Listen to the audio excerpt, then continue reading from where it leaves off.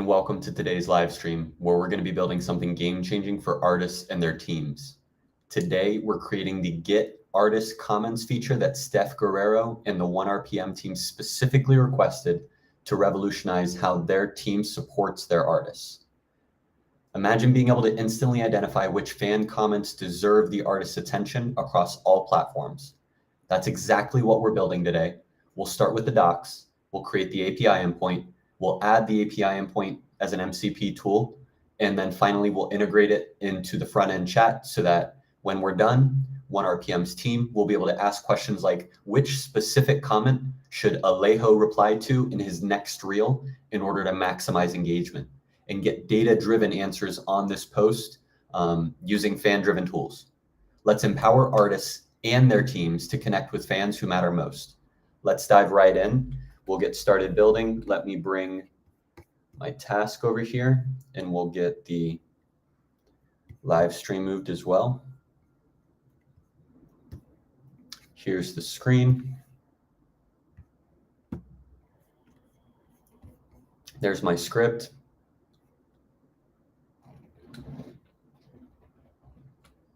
And here we are on my tasks for today. So we're going to be building out for OneRPM, the record label that specifically asked for Get Artist Comments. They want to be able to ask questions about the comments that are happening on their artist posts. And so we'll start with the API docs, start with the end in mind. This is a tactic I learned while I worked at Amazon. You start by defining the end docs that you're going to be sharing with your customers, and then build everything else based off of the docs that you are defining. That way, sales is directly connected with product. After that, I'll build the API endpoint to follow the docs. Then we'll use that API endpoint to create a tool in our MCP server. And finally, we'll plug that tool into the front end chat so that humans can directly get access to these top tier tools. Let's dive right in. Step one, I'm going to need to open up my terminal and go to the documentation code base.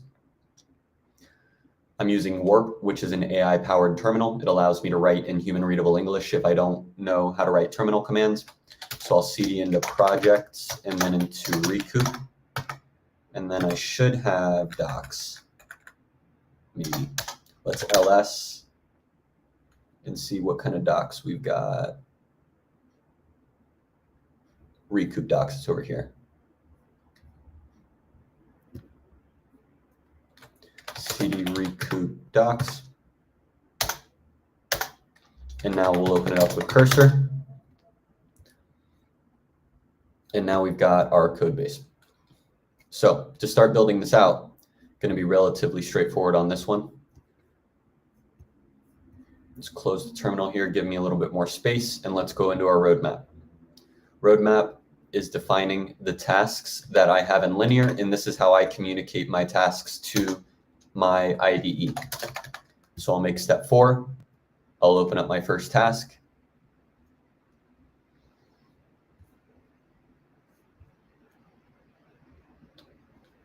And let's copy the title of the ticket, as well as all the details of the ticket. That didn't copy right.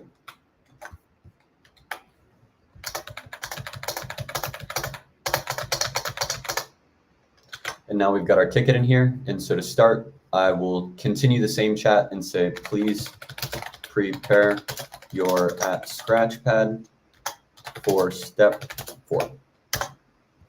It's going to then start to think through what it's going to need to do. And while it's doing that, I will get its branch set up by checking out to the branch name, which is given to me by Linear. I'll publish that branch. And then once I publish that branch, I will pull from main to make sure that I have the latest changes from main. And now I'll sync those changes. Now let me see if I can run this. I don't remember what the command is to run, so I'll go into the package. Looks like dev. So I should be able to run pnpm dev to run my server. And now let me see if I've got some docs open. Let's go here. Let's go to localhost 3000. Oh, isn't this beautiful? Okay, it's building the search index. So once this is up and running, I'll be able to refresh.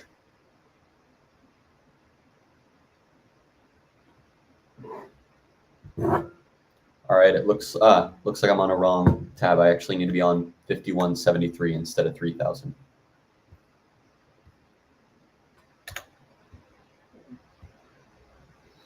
Let's see if this loads my docs. Here's my docs. So as you can see, our existing documentation includes a getting started section and API references for generating images, getting an artist profile, getting an artist's fans, and getting artist posts. Let's see what was added to the Scratchpad, just blind accept. It's got in the requirements, I like this endpoint. Let me verify API posts, API fans. It makes sense to have API comments. We need an artist ID. We need post is optional if you want to filter by a specific post, and then page and limits. Response structure needs structuring of the data, content created and updated at, author information, relationship, parent comment ID. I don't know if that makes sense. Overall looks good.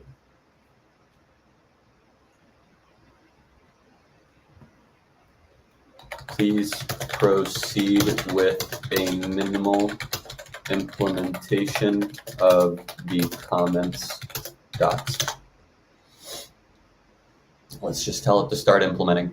This is the docs, so I don't think we need to think too hard about the preparation and just let it try writing and see what it does.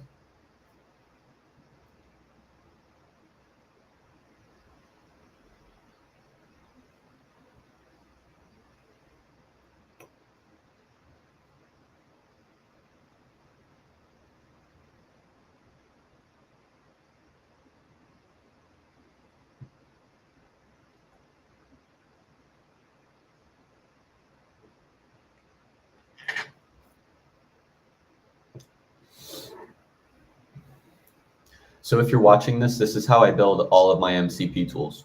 I start with the docs, build an API endpoint, build a tool for that endpoint, and then I use the tool inside of the chat. So we'll see how long it takes me to build a new MCP tool. It's all going to be a little bit slower because I'm streaming, but this is the process I follow. And I wanted to document it end to end so you can see from docs to API endpoint to MCP tool to using the tool. This is how you build it end to end if you're building MCP stack for your AI. Looks like it has finished, and now it's adding it to the nav bar so that I can just click on the side. Image generation was moved lower down. I don't know why that was rearranged. So I'm going to reject the movement of image and just support adding in comments. And let's see if it auto updates. It looks like the page crashes sometimes. And so because the page crashed, I need to restart the server. We're building on Vox here. Vox is a documentation framework, which I originally discovered from the Farcaster team. And I think some of the benefits are it plugs in really well into LLMs for vibe coders. And so if you're building documentation, you want to make your docs easy enough so that vibe coders can use it. And by building on Vox, Vox gives us a simple button where we can ask in ChatGPT. And if you click on it, it's going to open up a new chat in ChatGPT that auto indexes the documentation. In this case, it's pulling in an incorrect URL. It's hosted on your local machine. But when it's deployed, it does the correct thing. And in this case, we could do the dropdown and copy page for LLMs. And then I can just paste the documentations for the LLM. And then it has my entire documentation page. And so then I can just ask about those docs and talk directly with an LLM in order to use the tools that I'm building. This is a major improvement on previous documentation frameworks where if you would try to provide it to an LLM, it would not be able to read your docs, or it wouldn't effectively be able to read your docs. When you build on a documentation framework like Vox, it is built to work amazingly with LLMs, which supports this transition into more vibe coding. All right, so we've got our comments endpoint. Retrieve, let's review and then get it pushed. I'm going to do a brief review now, and I'll do a more in-depth review once it's up. There should only be one required parameter, and then everything else is optional. We've got examples in TypeScript, Python, JavaScript, Output is an array of comments. And then we've got the content, information about the author. I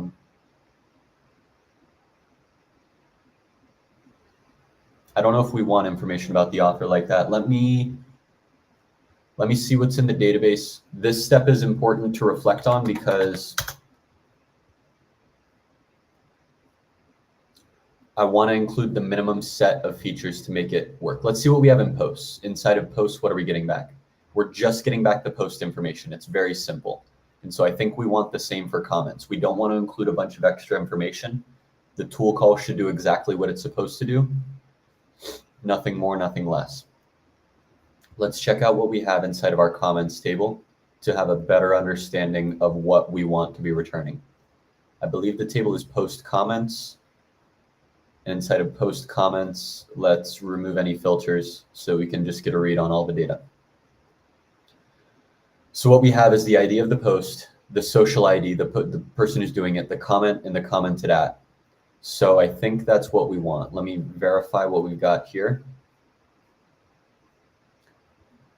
Let's compare. So ID of the comment, that obviously makes sense. Content, which is there. I'm going to directly just tell it the fields that we have.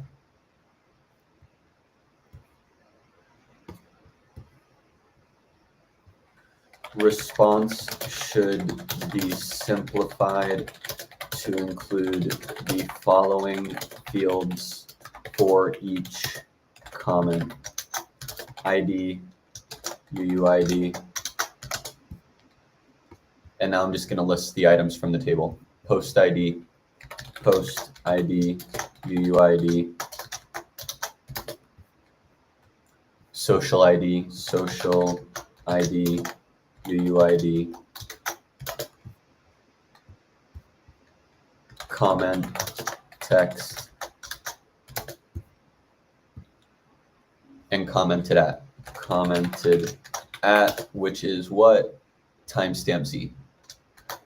Timestamp, I think it's TZ, which means timestamp with the time zone. Let's send that and see what it's able to do on the update. I'm spending a little extra time focused on the docs because we're going to be building everything else off of the docs. And something I realized last time is if I make a mistake in the docs and I ship the doc changes through, I'm going to continue to build off those docs even if I don't agree with the change later on. So I want to measure twice and cut once on these docs because spending a little bit more time on this planning phase is going to make the rest of my implementation more cohesive, and it's going to flow naturally without much thought if we spend adequate time on a high quality output here. So the top section I'm happy with. This endpoint I'm happy with. The parameters look good to me. Example requests, artist account ID, page limit. I don't see in the example a post ID. In the TypeScript example is there. Post ID, params, if post ID. Yeah, it looks good. Only the curl request is not including a post ID. Let's see the output. I think the page just refreshed. So now inside of our comments, we've got an ID, a post ID, a social ID, a comment, and a commented at. This is a great place to start. This is exactly what the table has. This is going to open up the opportunity to get more things from others. Like right now, I'm sure it's going to say, who is the social account? I don't necessarily know, but if they get fans, are they going to get the social ID?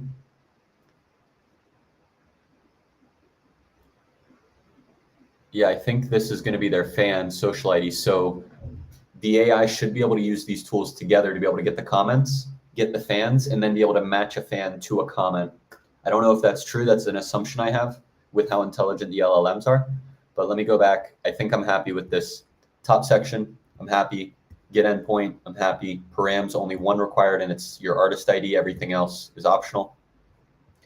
Request example looks good. Response, very minimal. Happy with it. Response properties, status, data, comments. Comments then has ID, post ID, social ID, comments, and commented at. And then we've got pagination, current page, total comments, and per page. All this looks good to me. Love the little tags on the right that make it easy for me to click through.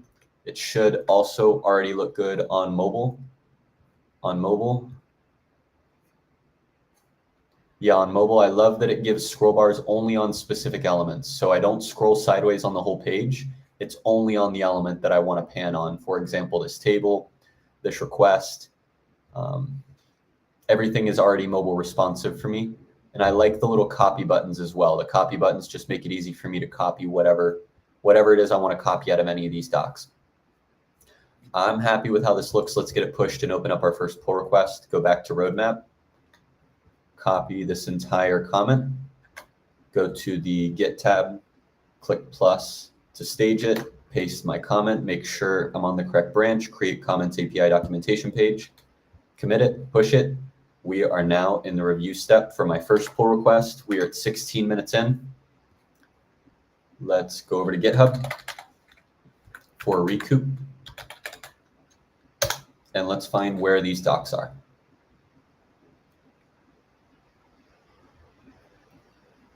It looks like I have not moved these docs into the Recoup org, so these are still going to be underneath Sweetman Tech.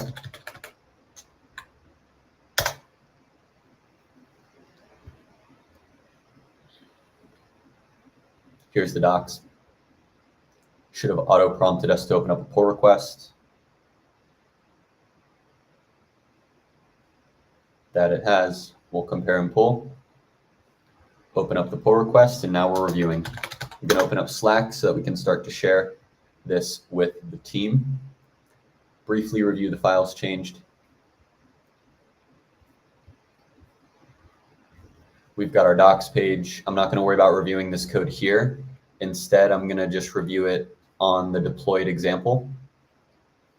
Mostly just making sure the files changed or what I expect. The only real, yeah. And then we added into the nav bar the comments. Code changes look good to me. Slack is still working on opening itself up so that I can share this inside of, let's see if Jad needed anything. Looks like Jad needs some third, this is probably for Crossman, but I'm gonna worry about that later. I'll check back in here after I'm done streaming. This looks like Crossman's checkout config, right? Now I'll go into code review, and I'm going to share my pull request over here. This is for Recoup, so I start with the hashtag project name. Then I share the link to my pull request as well as the ticket that I'm building towards. In this case, it's the documentation page for the MCP server changes that I'm going to be making. We start with the end in mind. We write out the documentation, and if we write good docs to start, we can then follow those docs for every other step that we're going to be implementing. Start with the end in mind. Start with why, and then allow that vision, that focus on a distinct and clear and sincere vision to guide the rest of the build. This ticket was already automatically moved into review, and we should have our Vercel deployment here. Oh, we got a pair programming kitty who wants to come up. I don't know if you saw her. She just made a little appearance. She might be back throughout this call, so I share the link. Test here.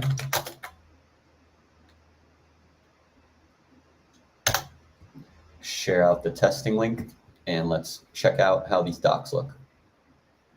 Retrieve comments associated with an artist or a specific post with support for pagination. Endpoint is api.recoupable.com/API/comments. Parameters, you got only a required artist account ID, and then you've got a post ID, a page, and a limit. We've got examples in just a straight up curl request. Python, JavaScript, and TypeScript, whatever programming language you want to use is already supported right out of the box. In our response format, the API returns JSON responses. Here's an example. It includes a status, data, and then pagination.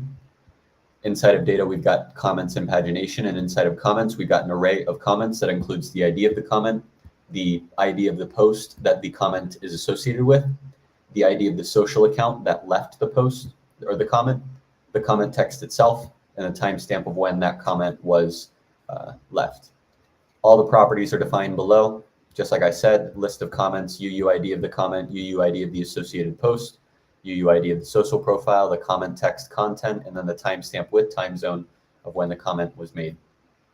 All this looks good. I'm going to take a screenshot of this to send to the team. And from here, I'm just going to verify the ChatGPT button works. This time when I open this up, we should see that chat imports the new link for the preview instead of my localhost link. Let's see if that's correct. Yeah, we can see here that it's trying to pull it in, and let's see if it's searching the web for the link. And this is going to prove whether or not I'm correct. This should make it so that chat knows about the API endpoint and is very clear on it. We're getting a little, I've reviewed the page you provided, the documents for the get comments endpoint, which allows retrieval of comments associated with an artist or a specific post. The endpoint suggests pagination and returns a structured JSON response containing comment details and pagination metadata. Feel free to ask any specific questions. And so then I can say, can you give me an example for TypeScript? And then ChatGPT can directly start using these API docs to start writing queries so that here it is. This is exactly what's included. ID, post ID, social ID, comment text, and commented at. Same fields that we saw over here in the docs, ID, post ID, social ID, comment, and commented at. And now ChatGPT knows exactly how to help. We're connecting these agents to empower us humans so that we can be more small brain and focus on where we want to go. And the implementation, leave that to the AI. The AI can communicate with itself and with other AIs to allow us to focus on the creativity, imagination, and the destination, and let the AI focus on the implementation. I'm happy with this. Let's ship it. Ship this. We have shipped our first pull request. Let's move on to the next one. Now that we've written our docs, we can move on to building out the API we just defined. This is very backwards for most people. Most people will start by building out their code, their API endpoint, and then they will write out the documentation after they have written out the code. I like to do it the opposite way. I start by writing the docs, and then I build out the API endpoint to support those docs. Again, this is something I learned while working at Amazon. They start with like a one-pager outlining what it is they're going to be selling or like marketing. And then from that, you build it out from there. That way, we always start with what we're selling. What are we communicating to our customers? And then we work backwards. I think that's actually the name of the method, is work backwards. Start with the end in mind, and then do only enough work to make that happen. Instead of starting the other way where we say, we're going to start building and then eventually we'll have something to market. You're going to build down a lot of really weird paths, and you're not necessarily focused on what is adding value to your customer. By starting in this way, we're starting with what are we marketing to our customers? And then we're building exactly what is going to answer that question. We're focusing on the customers first and the end result first, rather than the process of building. Now that we're done with our docs, now I'm going to go into Recoup Agent API, I believe is what it's called. And now let's open this up in Cursor. And I'm also going to close down some of these other things I've got open, because we always get slowed down occasionally, and I don't want to get slowed down by just having too many things open. All right.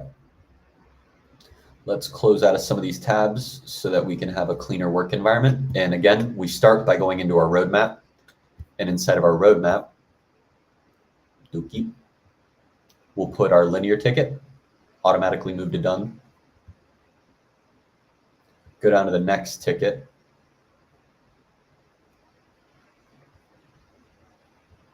Okay, and now I'm going to copy this ticket.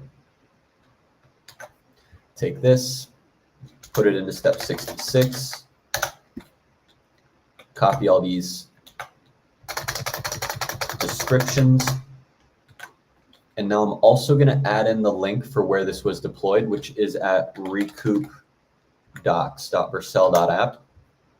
And I'm going to give these docs directly to Cursor, so that Cursor, just like ChatGPT, can read exactly what we've defined in the docs, so that it can have a much easier time understanding and building out these docs. So I'll copy this.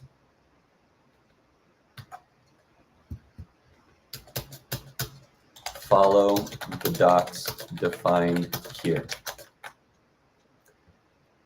Now I can open up the chat with Command I. Yeah, Command I opens it up in agent mode. And we say, please prepare your @scratchpad for step 66, following the docs we've defined in @recoup. It was defined on March 27th, which is in the path, specifically this page. And now we'll let it build out its scratchpad. And while it's doing that, I will check out the branch. On every linear ticket, we have a little button in the top right to copy the branch name. And if we publish into this branch, it automatically updates the status of the ticket, which allows me to focus on coding and less on moving tickets back and forth on a board. The ticket automatically updates based off of the actions I'm taking. So I publish, and now I'm going to pull from main. It looks like I might not have saved the changes. I hope. Just doing it. Look at this. It was able to pull in, get comments in all of our docs. It was able to pull in the getting started, the get artist post, get the fans posts. And so now it's able to, after reading our docs, go in and specifically list out what it needs, knowing exactly what we listed in the docs. It actually added all of our docs here. I don't like that it expands. This is a really long scratch pad. I like to keep the scratch pad short personally. So I'm going to delete all that and just keep the latest task in here.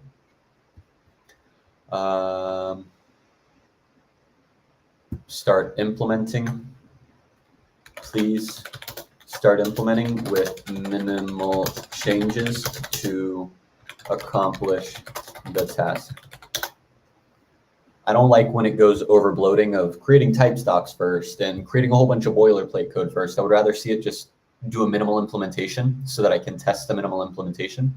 And from there, if we need to make it cleaner, let's do that. But let's focus on red, green refactor, the simplest thing that could possibly work. Keep it simple, silly. So it's starting with get artist comment with the Supabase query function. That makes sense to me. We want to query the comments first. I'm curious of how it's going to do this. So this is the input. And then it's doing the query. It's doing multiple queries chained together, which I'm not a fan of.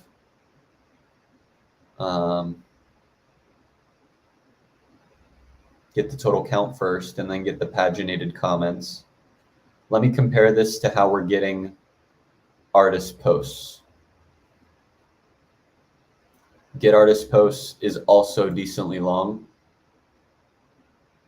How many queries does it make?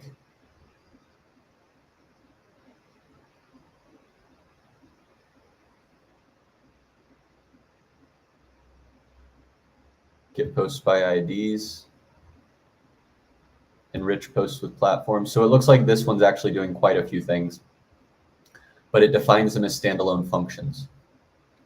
Now let's create the controller. So it's gone into the controller and built the handler, get comments handler, where it then gets the comments. And then after that, it should create the route, get comments handler, then calls the handler.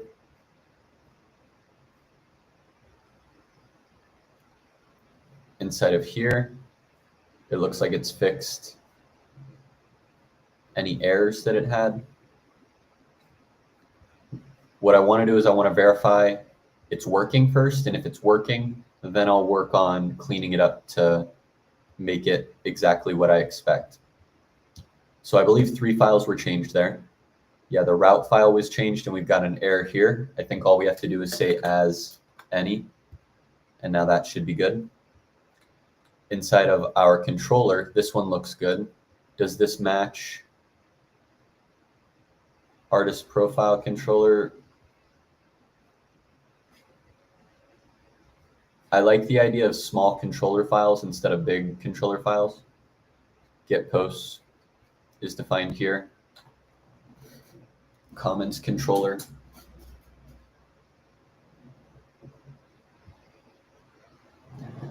Oof. My legs are getting asleep. Sitting in Lotus. Okay. Yeah, this looks good. And now inside of the actual implementation file, this looks long to me, but let's just see if it works first. Hi, baby. Pair programming kitty is back. She says, hi, it's my time to get my hands on the keyboard. You've been going too slow. You're yapping too much. We got to be shipping code. I know that's what you want, babe. Come here. Come say hi. Hi, baby. She's my favorite. You just make me smile. You make my day better. Thank you for being here. Big stretch. Listen, you purr. Do you know how beautiful you are? Do you know that we all love you? Everybody loves you, baby. All right, let's keep going. So we've defined the code. Now let's run the code with npm start, I believe is how I run this, and then we'll test it inside of Postman. What you thinking? Postman or directly inside a terminal? Come here if you think Postman. Oh, she went away. She's gonna knock off my screen.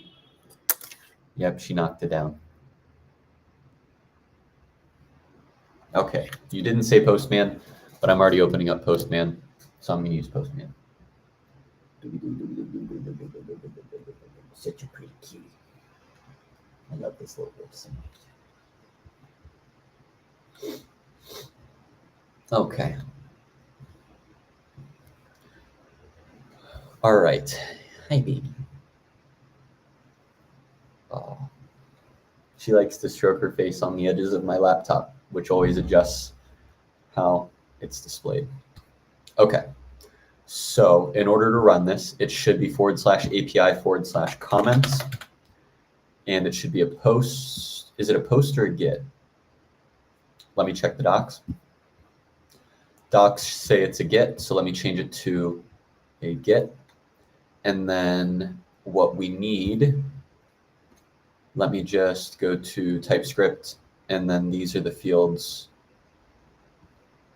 All that I really need is an artist account ID. So let me try just running it with artist account ID. And I can get that value by going over to Recoup, highlighting over my artist, tap the 3 dots, and then I've got an artist ID here. Copy that, and then that is what I'm going to use to run the query. Let's send this off. Cannot get API comments. Let's check out routes. Yeah, this is incorrect. It's prefixing with /API, which is not correct. I think I need to crash because I don't think it auto restarts. So I'll crash it, run npm start again because we use pnpm here. So overall progress, we have already created our docs. We've written the code for the API. I'm now verifying that that API is working. And then once we finish this step, once we have an API endpoint, we will then write an MCP tool which calls the API endpoint. And after we do that, we will then update the front end chat to use the new tool. Let's try sending out this request again. Artist account ID is required and it must be a string. Artist account ID, I used artist account ID.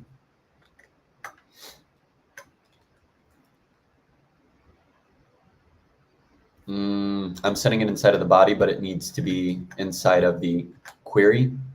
So I actually need to format this a little bit differently to say ? account artist ID equals this. That was my error. Send that request. And now it's internal server error. A little different. Request URI is too large. Let's take this comment. Server error. Query I tested was get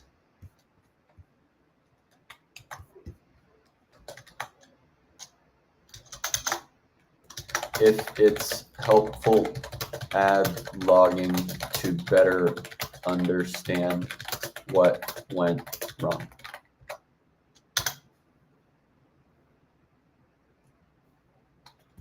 Wait, I also want to have it compare reference / let me give it specific things to check out. Reference the get posts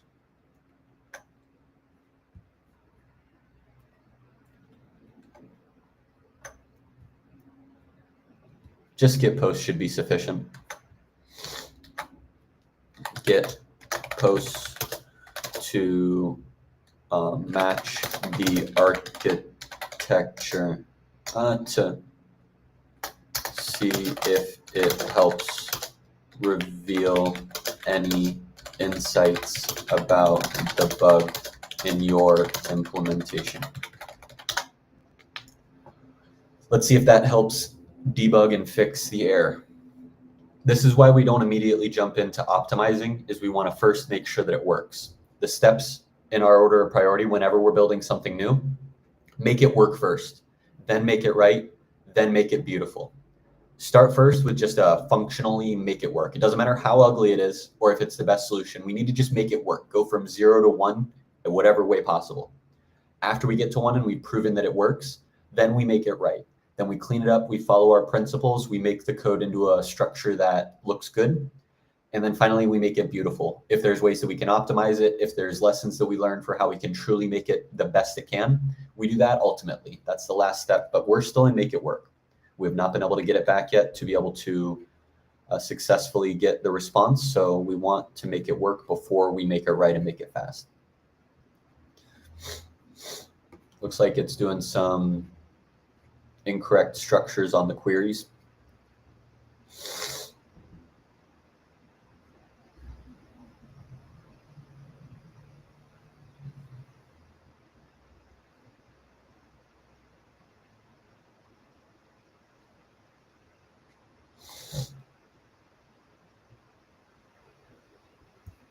It's making big changes every time. Did we get rid of all the errors? It got rid of all the errors at least. All right, it looks like it's ready for me to try again. So I will crash the server. We'll start it up again. And once the server started, we'll fire off this same request inside of Postman.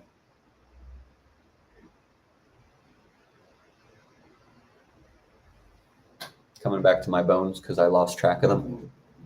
Where are my sitting bones? Where's my pubic bone and my tailbone? Where are my hips? Where's my ribs? There we go. Okay, so now we're at least getting stuff. However, I don't think it's correct. Nice. We got a successful response, but the data is empty. I think we're doing something wrong converting the provided account artist account ID to get the comments associated. Queries should look like 1. This should be inside of the get posts handler. But the first thing we're going to want to do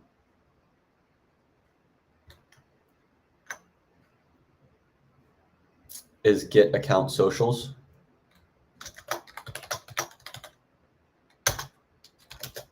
Get socials for the provided artist account ID. 2, then I think we want to get social posts.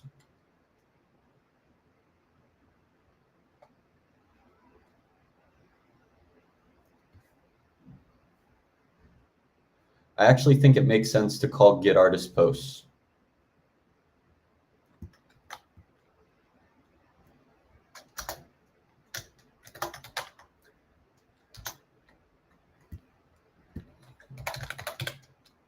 get post for the provided artist account ID.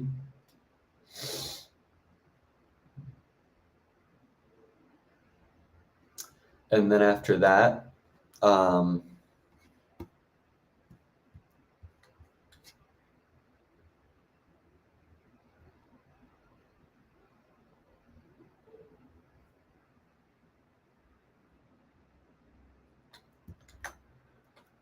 query post comments table to get all comments for the post IDs from step 1. So first we get all the posts from the artist. If post ID is not provided, and then in all cases, query post comments table to get comments for the post IDs from step 1. Let's send that and see what updates it makes. Looking at this, it's actually recreated getting the socials. We should follow a similar pattern and reuse the existing functions. Yeah, you should. It's a great idea you just came up with. Let's see what changes it's making. So now it's calling get artist posts if post ID. If post ID, just use the post ID that was provided. Don't make any queries. It's actually going to be faster. Otherwise, we should get all the posts for the artist and then use those posts to get the comments. Let's see if that works. I'll crash the server.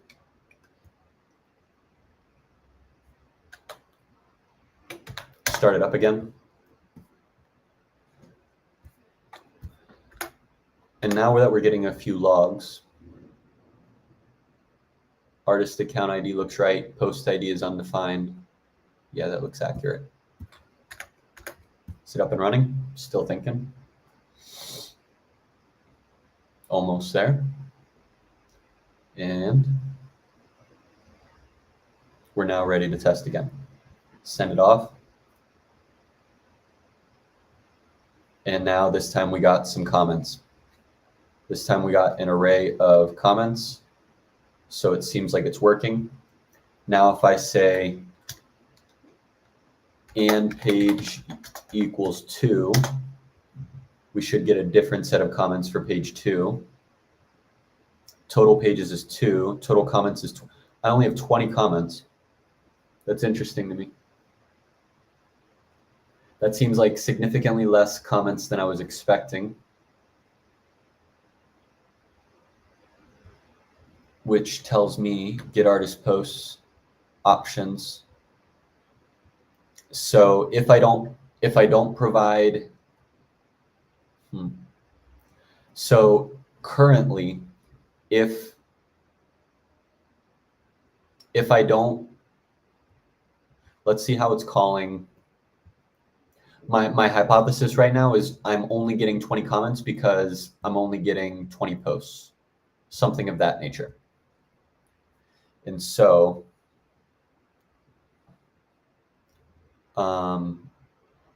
looking at get artist comments, all that we're passing in here is artist account ID.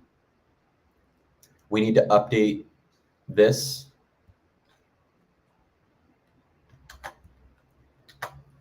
We need to update our call to @get artist posts to pull 100% of posts in a pagination loop.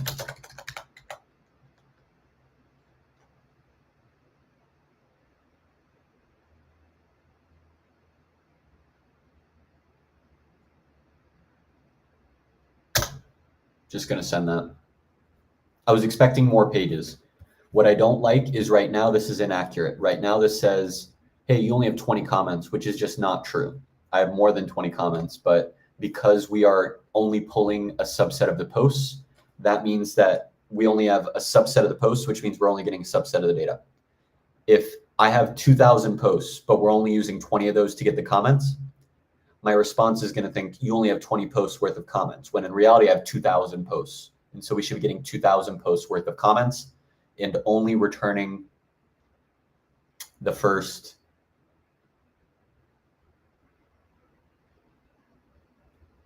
20 from those. I'm not sure I'm thinking through the architecture in the most optimal way, but I'm trying to just make it work right now. It is working, but it's not right. We are getting a response, so we've moved beyond make it work. It is working. I'm getting a response and it does have data, but it's not right. So now we're going from make it work to make it right. Looks like it's finished. Let's crash the server. Let's restart the server. Let me again check out what it did.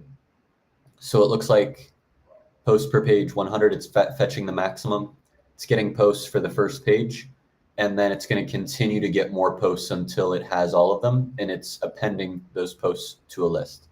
This looks good. This file is definitely too long, and when I want to make it beautiful, I'm going to clean up this file, but we're in the make it right step, so we want to make our data look correct before we move on to the make it awesome. Let's send out this new request. It's going to take longer because we're going to have to make more queries back to back into the database. Let's see how long. Before we had a time of about 2 seconds on the response. This time, let's see how long it takes us to get a response. It's going to be much longer.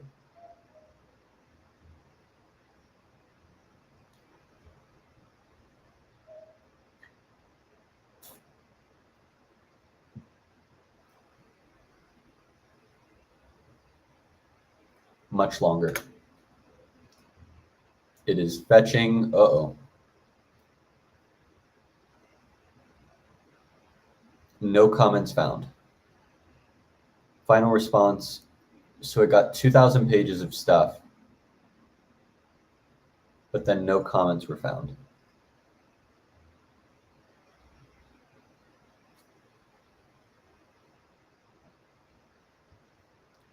Makes me scratch my head. It's a whole lot of data.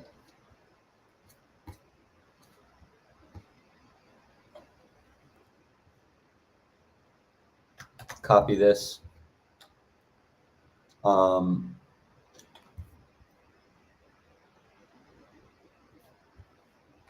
Data is empty again. Server logs.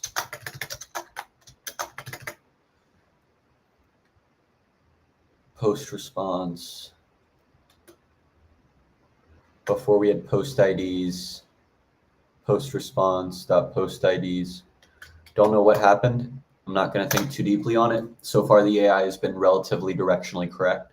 So I'm going to let it try to do more of the thinking and keep me focused on the up and out. We're successfully getting posts, but when we query, we're getting no results. This is likely because we're hitting a limitation in the in clause. It can't handle many IDs at once. Let's modify the code to chunk the post IDs when querying for comments. That makes sense.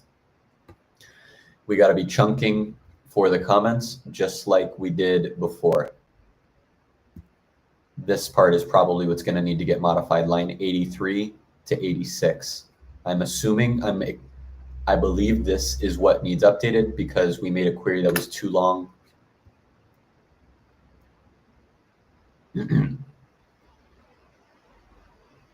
Well, maybe not this line because this is just the count. So maybe it's actually down here. I'm curious if it's able to do the count as well. So it's looking like it's updating both the count as well as getting the actual comments themselves. This is not a fast query. Last time it took 33 seconds to respond. That's a very slow query, to be honest. Is this still worth the path that we're building down? I don't want to overthink it. Let's build it and then let's work on optimizing after we built it. Let's make it right. Let's get it shipped, and then later on we can come back and optimize all of this.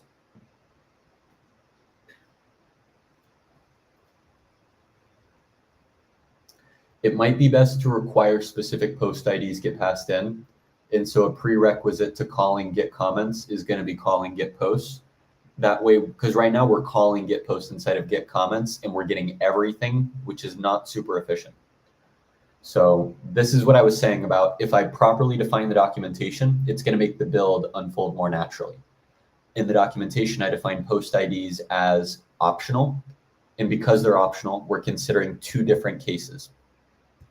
One where post ID is passed in which case this is easy, or one where it's not passed in, and that's adding a significant bulk of thinking time to go and get every single post that exists.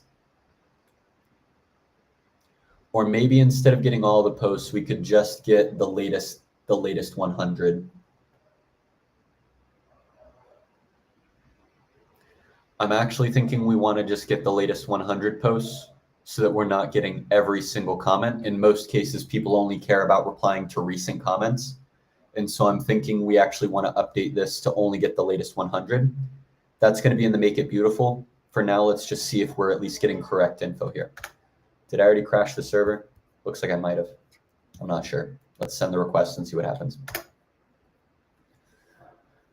All right, it's getting all of our posts. It's getting a whole bunch of posts.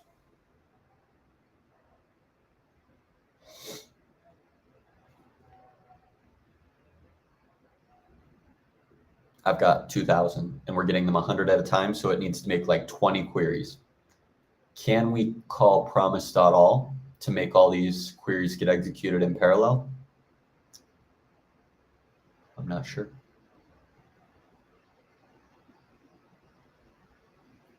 Getting total comment count. It's thinking a little bit more here. Okay.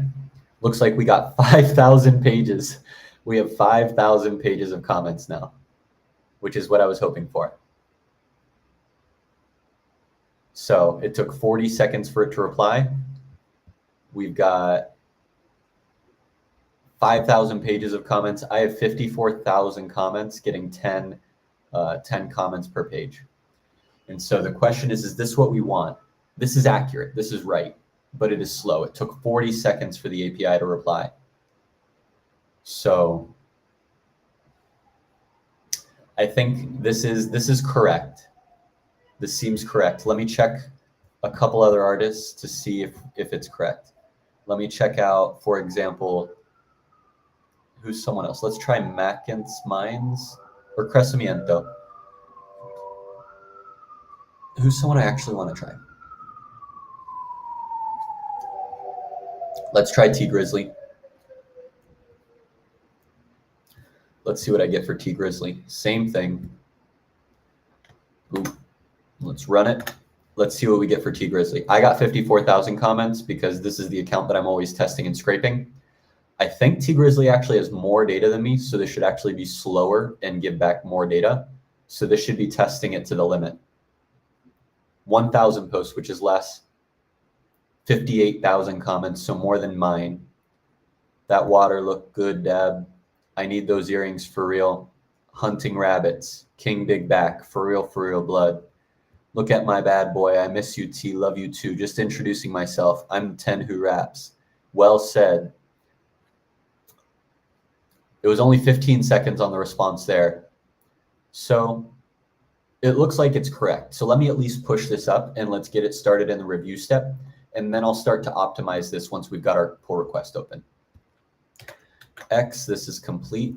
I'm going to copy the comment, make sure I'm on the right branch, implement comments API, paste this, add in our changes, commit our changes, push our changes. Now let's open up our pull request and I'm going to start to review the code. And once we're reviewing the code, I'll start to observe what I can do to make it beautiful. We've made it work. We're making it right. We've made it right. And now we want to make it beautiful. If I go to repositories, the top repo is the one that I just made the change in. So I can click into that repo. It's always fun to just realize that my posture is not taking into consideration where my bones are. And then you come back to, like, as soon as you put your attention on it, it changes. Just by putting your attention on something, it changes. Open up the pull request. Slide my chair in so that I can have the best posture while aligning where my bones are. We create the pull request. And from here, I copy this pull request, and let's start recoup. Paste that, find the ticket name, paste the ticket name, add the link to the ticket. Now we've got a new pull request in review.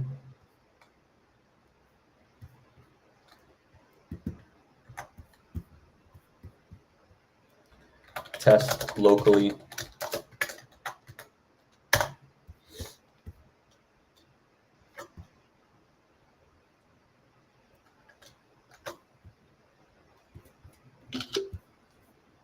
Hi, Solana.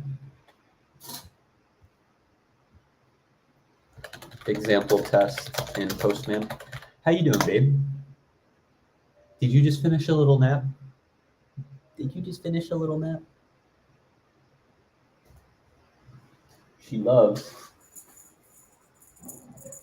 this. That's a good girl. She loves this little feather stuff.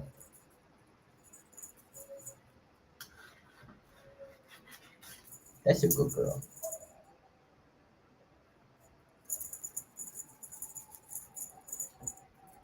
What you up to, babe?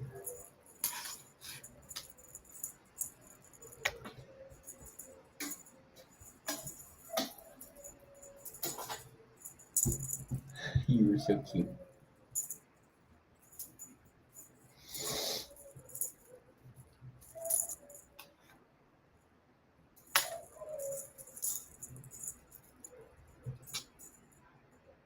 That's the first time I've ever seen you play on camera. It's beautiful to get to catch you in this mode.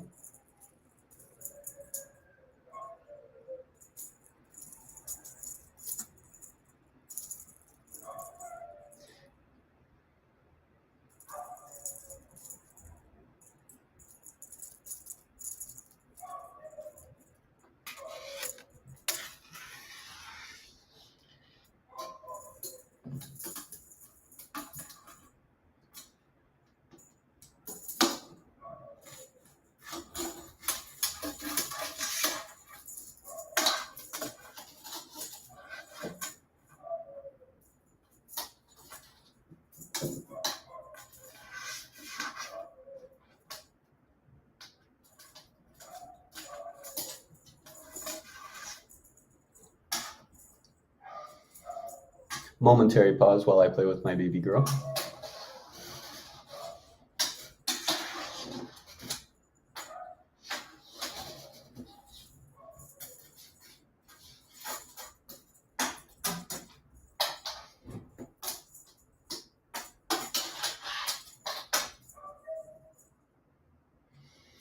Sometimes you just like having my attention. And I can understand. Because when we focus with our attention, it's where we create our magic. And so just having my attention, you feel the love that I feel for you. It's all you need. You just want to know, hey, I needed your love. I wanted your attention. And so I give it to you. Just like when my projects break and everybody online screams, hey, Sweetman, can you please fix this? I do, because I love you. You're my child. Just like my parents gave me love, I want to give you love. I want you to see how much I love you, because that love allows you to grow and be your authentic self. You do whatever you want all day, and if part of that day includes you reaching out to me and saying, hey, I want your attention, I give it to you. That helps you to see when you want something and you focus on it, you get it. And it allows you to know that you're supported and loved always.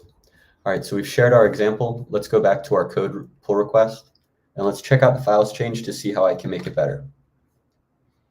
The comments controller looks simple and clean. If we're missing the account ID, it tells us, and it did do that. And then we get the results, we send the results, and if something happened, we send a 500. We've seen the 500, and we've also seen successful results. The comment controller looks good to me. I'll check out the route because I know that one's going to be simpler. The route is super simple, so we'll save that. And inside of here is where we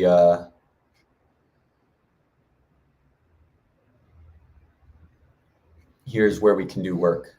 Currently, this is longer, over 180 lines of code. And so the first thing I'll do is I'll just simply say, get artist comments. Awesome work on the face. It's always nice to give words of affirmation just to let the LLM know it's on the right track.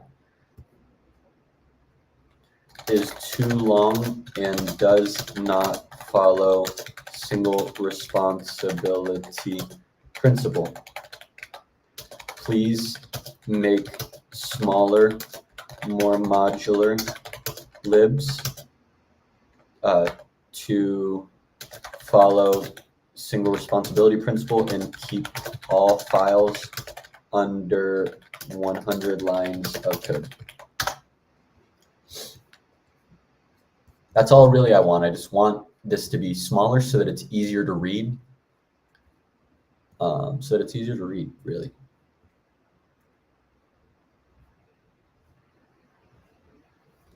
We've got a utils folder. Is that new? No. Now let's create a module for get artist post IDs.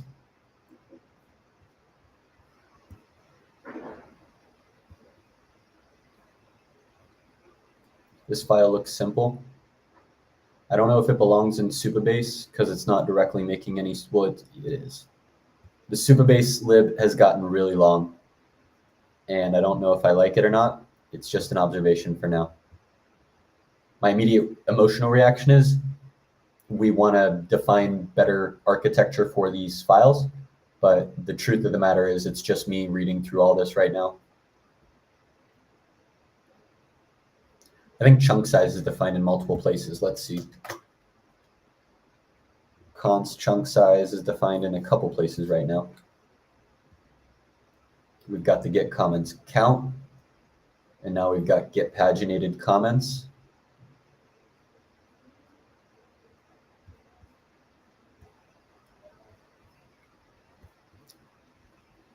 And then we update the get artist comments to make those calls. And now this is under 100 lines of code. Should be much easier to read. We get the post IDs. If there are no post IDs, we reply with the empty information. Otherwise, we get the comments count. And then we get paginated comments. Interesting. So now it's going to give us the total count. Love that. It's going to give us the comments count, and then we get paginated comments, and then we return all the info.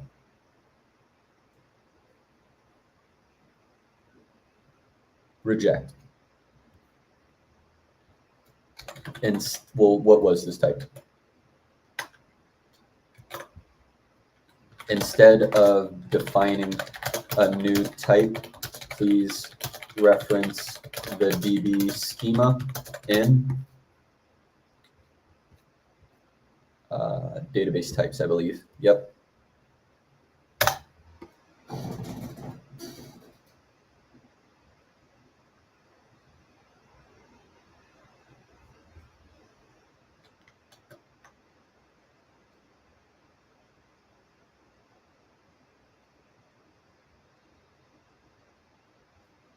That is what I would like, actually, because we've got the same thing up here and it's moved it up there. Perfect, perfect, perfect, perfect. Perfect. All right, before I push, I'm going to run another test. So we'll crash the server. Let's run the server again. And I'm going to just keep testing with T-Grizzly because the responses are a little bit faster. Solana just wanted a little bit of attention. You can't see it. Yeah, let's tilt. But once she got a little bit of my attention, now she's just a chill kitty. You see her? She's right there. Just hanging, being a sleepy girl now. I used to think if they want my attention, they want me to drop what I'm doing and just be fully present with them the rest of the day. I'm understanding when they want my attention, if I give it to them, they express the energy, whatever energy brought them over to me, they can express it and let it flow, and then they'll go back to doing what they want. And so I'm trying, as someone who works online, I have the freedom to have my kids, aka my cats, being present in my day. And instead of seeing that as a burden or an annoyance that, oh, I need to share space with my kids and they annoy me, having the blessing of, wow, I get to spend time with my kids all day. Whenever they want my time, I can give it to them. And it doesn't annoy me. It actually amplifies my day. Let's run a test and see how it works.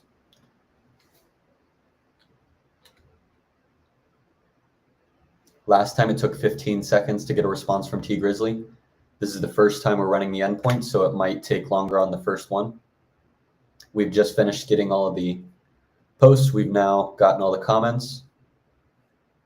And it took 16 seconds, more or less the same. So the data still seems valid. Let's push these changes and see how our pull request looks. We now have a bunch of new libs. And we're just going to say, I follow single responsibility principle to create new modular libs. Let's commit them all, push them all, and let's go back to checking on. I don't like that this is the only one that has a comment. That's a super nit, but I'm just going to make this remove redundant dev comment. Commit it, push it. Let's go back to our review, verify the push goes. All right, we went from having 3 files changed. We're going to have way more files, but each of those files is going to be more focused and modular. Get artist comments is our main entry point file, and this is the one that calls everything else. And so we've got our interface defined here for what props are expected. We have some logging. We get all the post IDs for the artist, or get artist post should, if we pass in post ID, we just return that. I love this little simple exit. So let's go back to this first one. We get the post IDs. If there are no posts, we return that success. Otherwise, we get the count of the total amount of comments. If there are no comments, we return again empty. Then we get the paginated comments using the pagination info and the set of posts that we're going to be filtering over. And then we return the success info. Clean, simple. Get artist post IDs. If we provide a post ID, we return. Otherwise, we set our pagination info. Like post per page is defined the same as chunk info. I think this is recreated a few times, but that's fine. We then have a while loop so that we can iterate over all of the posts, get all of those posts, add them into an array, and then finally we return it at the end. Get comment count is going to get a chunk, and then it'll iterate over the query to get the comments, the count of comments for the post IDs that are provided, and then it returns it. Get paginated comments is going to get a specific chunk of comments from the database based off of the pagination info provided. Let me check that out again, just make sure we're not doing anything inefficient here that could be optimized.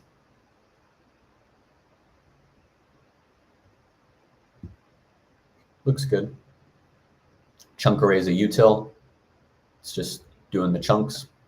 And then we've got a type, simple type, and then the comment that I removed. This looks good to me. Let's get this shipped and keep moving on. Next step, we're going to be updating the MCP server.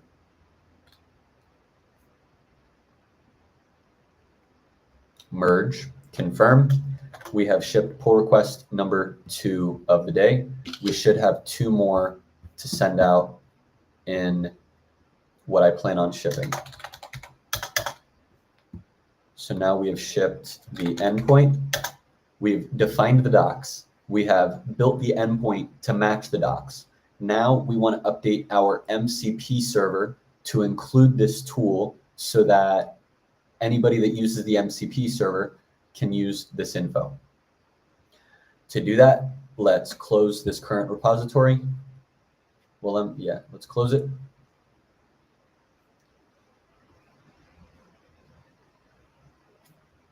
New conversation, okay. Crash the server, cd ... cd into recoup.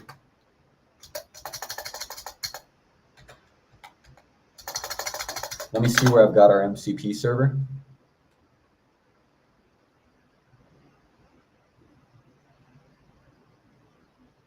I think it's next MCP. CD next MCP. I think this is it. Git remote -b. This is Sweetman Tech next MCP. Let me see if there's a different repository that I should be using for this. Let's zoom out and go into recoupable. Whoops, that's going to be wrong. What's the correct repository I need to be updating for the MCP server? MCP perplexity, and then we've got MCP Vercel. I think this is it. I think this is it. And so what I'm going to do, just to make sure that I'm always aware of the right thing, git remote set URL origin is going to be there. And now let's cursor // to open up cursor. Now we're in our MCP server. So actually, this should be the last thing we need to do, because once we update the MCP server, it'll automatically make our chat work with it. And so this is where it starts to get a little bit complex of how we do our dev process. MCP architecture is relatively new, so testing this is not the same as other things. I tried adding in some other things before, so before we do anything, I'm going to check out to main. Make sure I fork from main branch, and let's pull from main.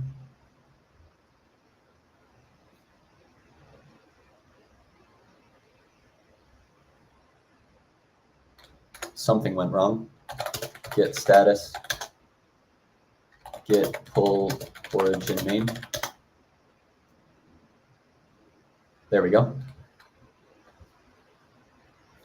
I don't want to publish this branch, but what I do want to do is check out a new branch. You can see this ticket was automatically updated to done. We moved to step 3. Now we are implementing the tool for the MCP server.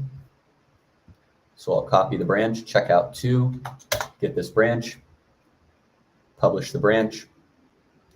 And for now, I'm going to delete these things, and I'm going to update the roadmap. This is how we always start a new task.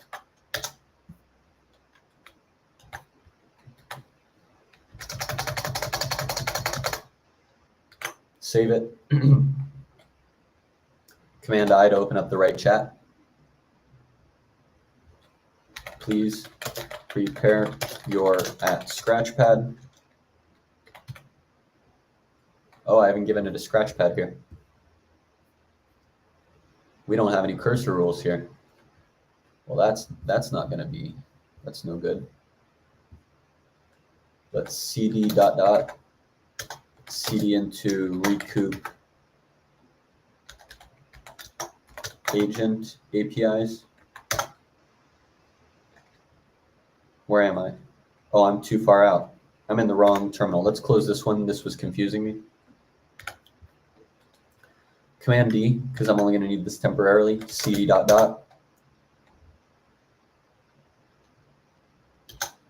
And now we cd into recoup agent APIs, cursor //. And what I'm doing right now is I want to copy the cursor rules in the scratchpad so that I can have those in my other repositories. So instead of cursor, I've got cursor rules. So I'm just going to copy my entire cursor file, my entire cursor directory. And now we've got our rules for scratchpad and TypeScript. And now I need a scratchpad, so let's get the scratchpad. Here's our scratchpad. Paste the scratchpad in here. Delete all of the existing docs. Scratchpad ready for a new task. And now we can say prepare your scratch pad for step 4. While it's preparing, I'm going to make sure we're not writing all of that into Git by opening up our Git ignore, and then Scratchpad as well as .cursor.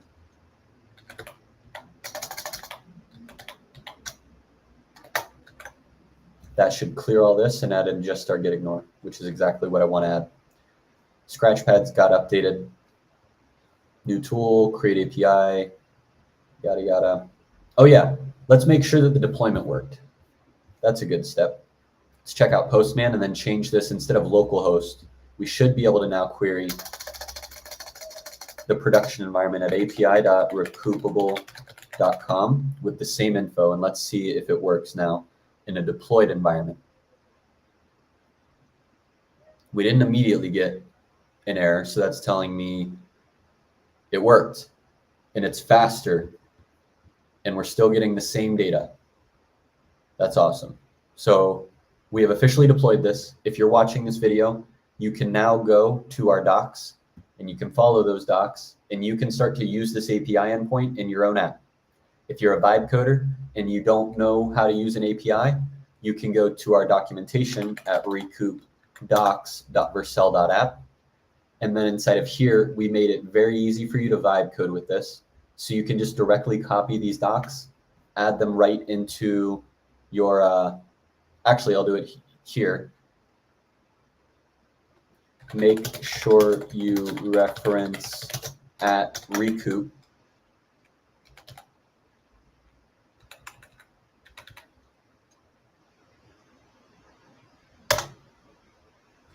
specifically these docs, not the getting started docs, the comments docs.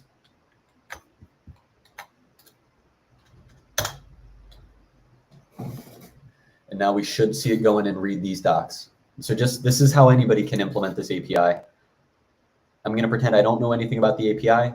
I just give the docs to Cursor, and then Cursor, my LLM, can read those docs and then have a better understanding of what are the capabilities of the documentation.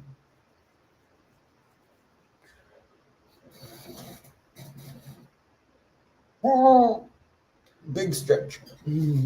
Oh.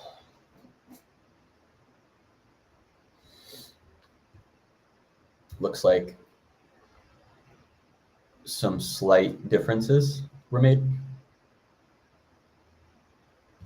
Not a lot, small details.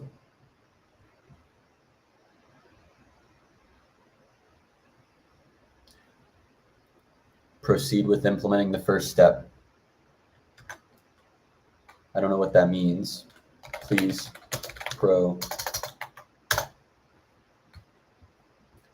I'm actually not entirely sure how this repo works. I'm a coder who doesn't know how to code anymore.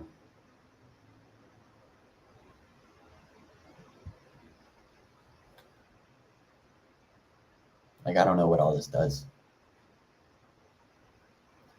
Tool configs, Recoup API. Hopefully it's going to add this into Recoup API for comments. Let's see if it does. There it is. We got comments. Just filled it in with everything that's needed.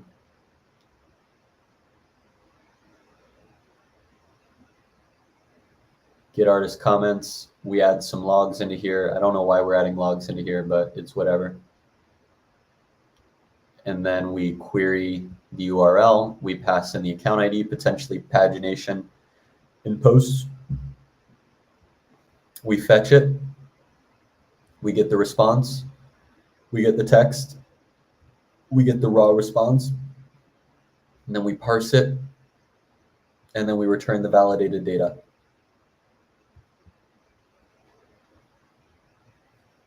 Is that all we need to do?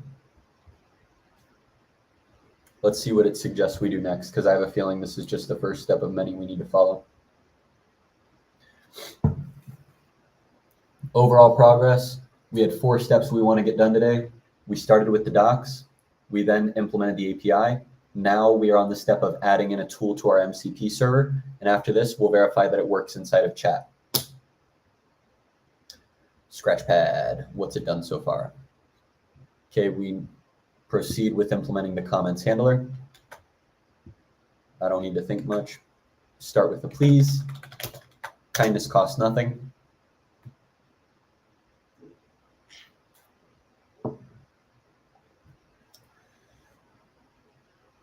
Now it's going to create the handler.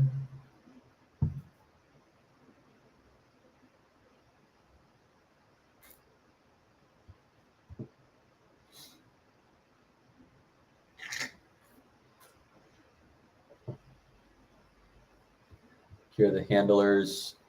We just added a comments handler. It's formatting those comments at the end.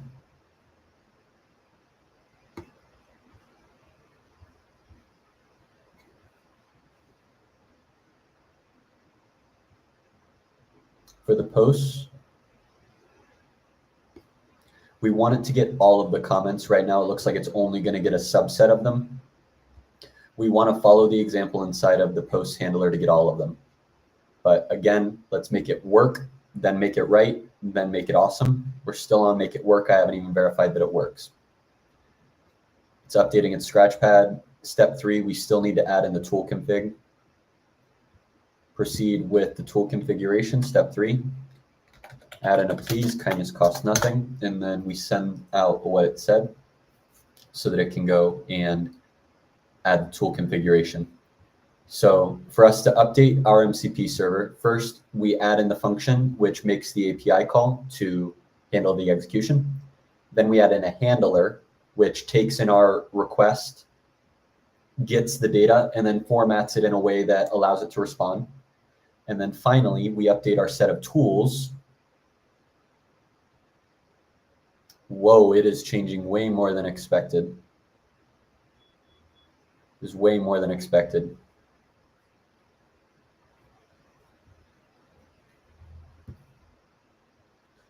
You changed existing tools. I rolled back your change. Try again, making the smallest set of changes only to add the new tool without modifying existing tools.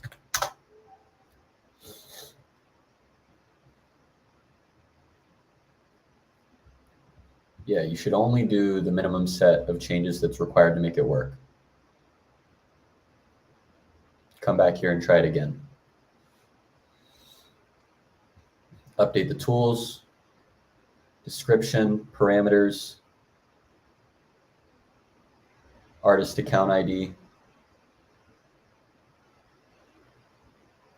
I actually don't think we want page and limit.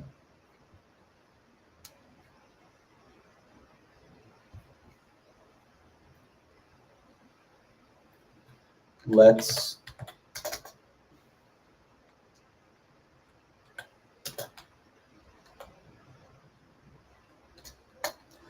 follow at post handler and remove parameters for page and limit. Get all the data in a loop.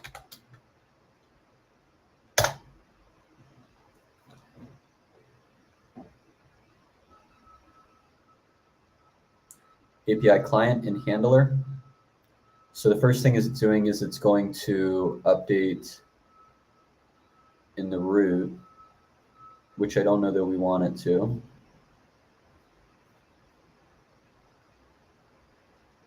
I don't think we need to change comments. What do you plan on changing in at comments? I think that looks good as is, and we only need to modify comments handler to loop a query to get all comments following post handler. And then we also need to update recoup tools to remove the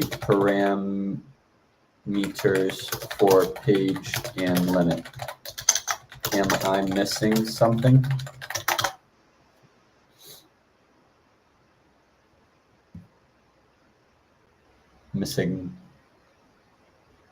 I don't know that I always like when it just tells me I'm correct. Part of me thinks it doesn't actually understand what I'm saying and it's just giving me confirmation. It definitely makes me feel good. It's like, yeah, we're on the right path. Let's keep going. But it's very echo chamber-like in that, yes, you are correct, instead of critical thinking of, well, you didn't consider this. It's not like talking to another dev where they will tell me when I'm not considering a key and important piece of architecture. I went back to legs crossed. Suffering exists in the mind. I can feel the pain without expressing it as a bunch of tension. We can relax through it, observe it, focus on spreading my toes, focus on regaining a connection with my leg that I've ignored while I've been sitting here for over an hour straight. Handle get comments, posted date. I don't know why that was changed. I'll accept these line by line. We've removed page and limit.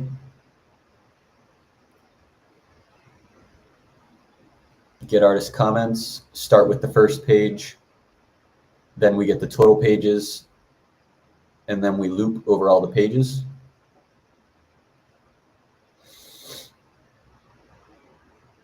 And then we combine them and get the response. This looks great to me. It should have then updated the tools, retrieve all comments associated with an artist, and then we removed those. So this looks very similar. The only difference is account artist ID has a little bit more of a description than the others, and then post ID is optional. So since my last input, it updated the handler, which I like its changes, and then it updated the tools. The handler, I would like you to proceed with updating the server. Yeah, I don't know what needs to be changed. Please proceed with updating the server configuration on step 4. I don't know what needs to be changed there. In my opinion, this should be done and ready.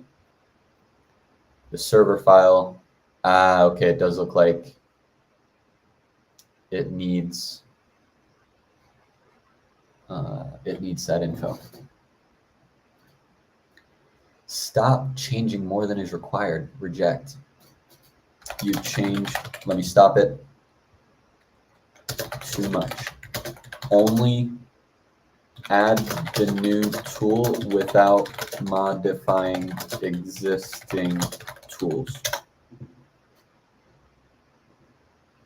Going to briefly run to the bathroom while it is thinking. I feel like an old man. It takes me a while to get up now.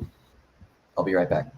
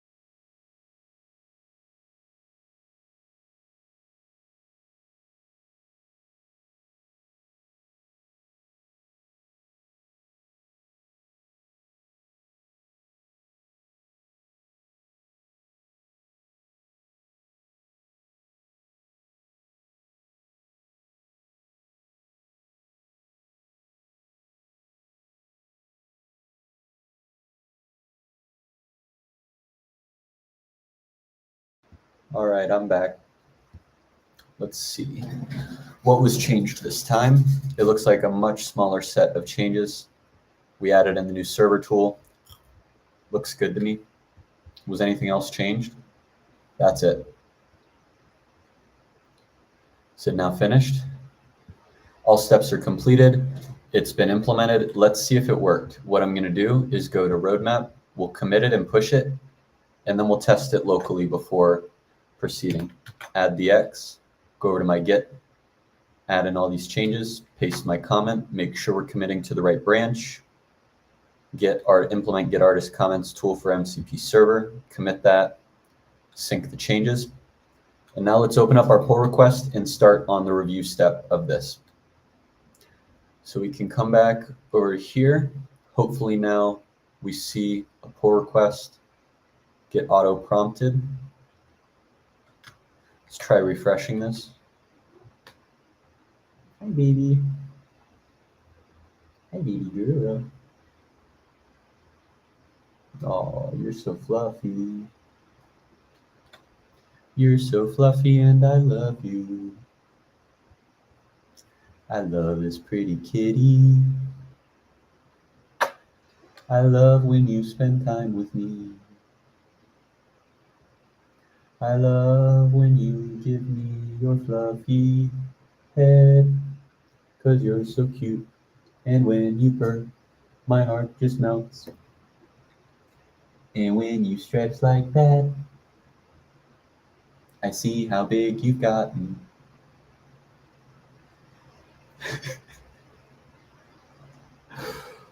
Life is so much better with you in it. Okay, we've got our pull request up. Is this you saying you want to play more, or just that you want my attention?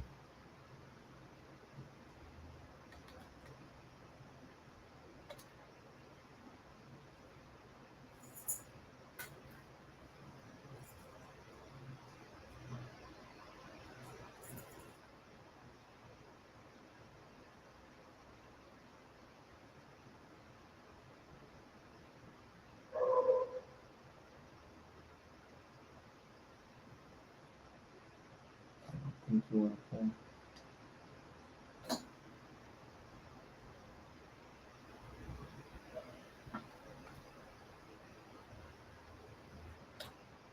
Or do you want to play? Now you're touching it.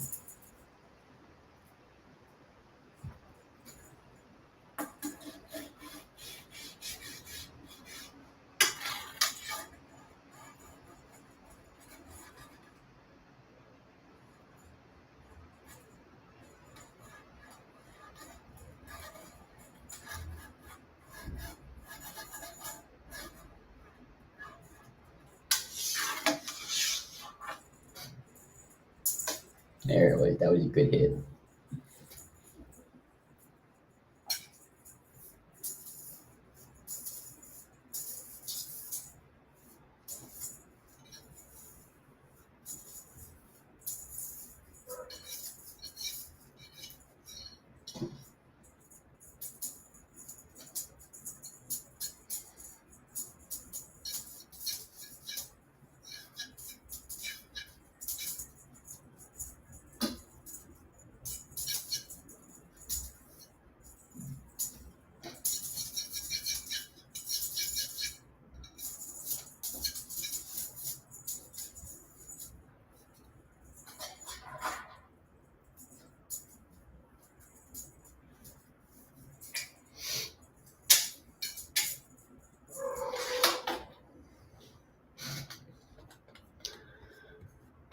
We take our pull request. You still playing?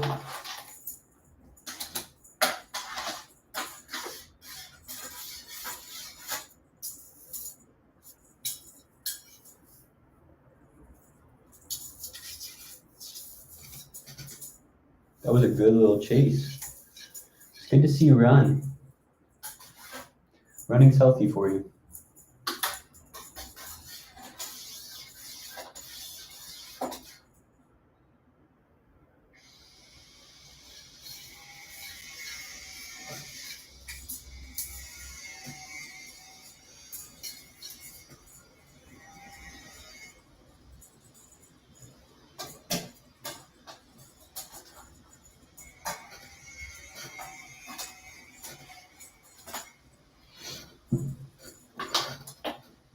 Okay, I think she's now gone to lay down. Nope, she's coming back for more plays.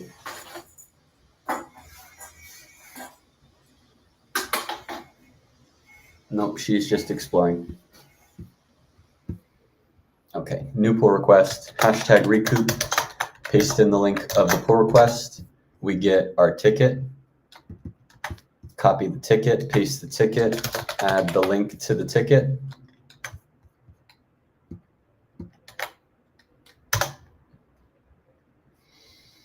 And now we can start to connect the Recoup MCP server. So if we come into the inspect, she's back. You came back. You came back. Here's the link that will be associated with our pull request. And now what we can do is cd ... cd into Recoup chat. Open this up in Cursor.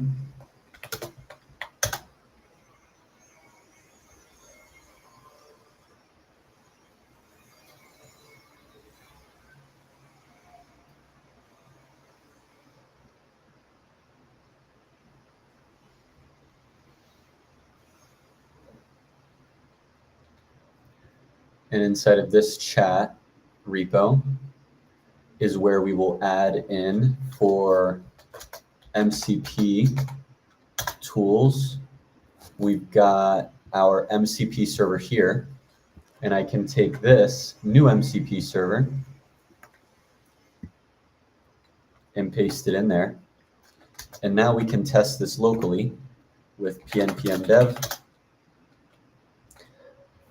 And let's just verify that in production, if I go to chat.recoupable.com and I go to make a new chat, and I say, what are my latest comments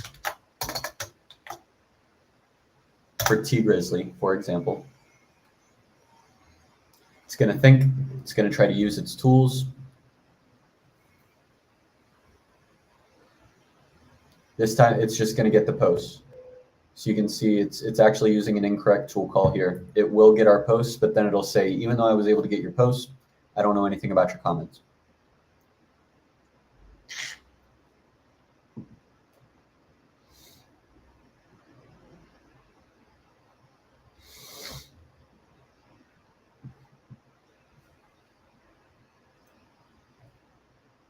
And so this is in production. This is not using the new MCP tools that I built. This is just production.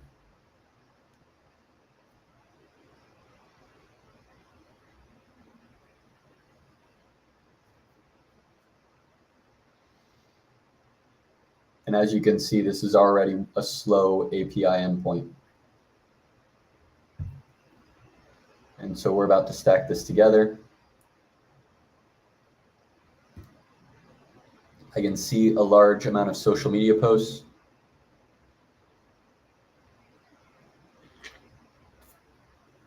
Instagram, notable recent engagements. So it's trying to derive the info based off of what it has. But I don't think this is correct. And so what we're going to do now is go to localhost 3000, which is going to pull up Recoup running locally. And running locally, we have, let's close out of Postman, we don't need that. And running locally, we have this chat running with our new MCP server, which is just a preview deployment, which should allow us to test these changes without needing to push to production. So I'll say test MCP server inside of our Slack thread. Test MCP server.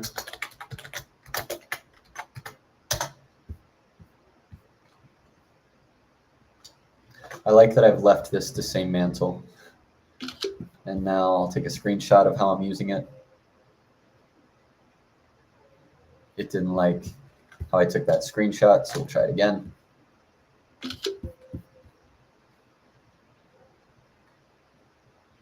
What is, it's not liking how I'm doing my screenshots for some reason. What's going on? Okay, let's try to just add it.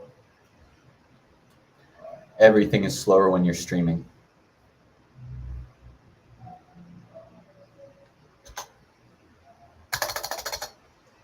Testing in local chat. Let's see if our chat has loaded. We're still over here loading, still compiling. So I'll start to be patient because it seems like I'm doing too much.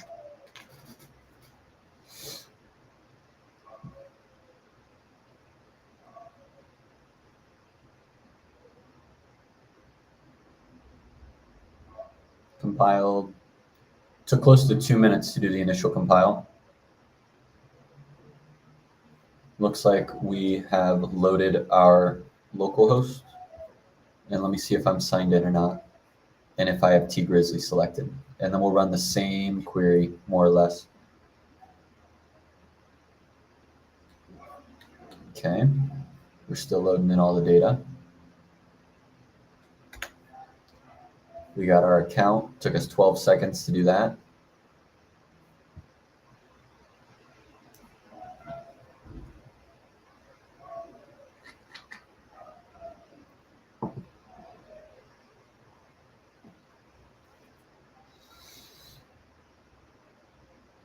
Looks like I'm already signed into my account, so I'll swap over to T-Grizzly just to keep the testing consistent between production and local.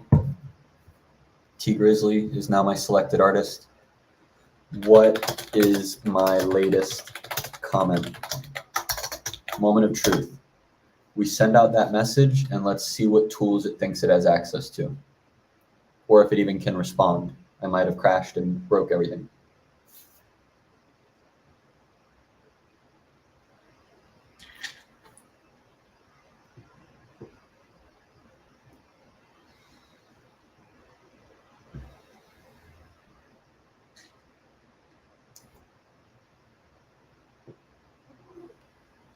Solana's back.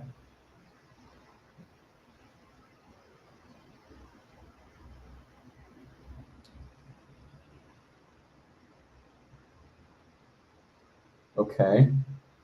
It said I can use the get artist comments function, so it already knows that it has that tool.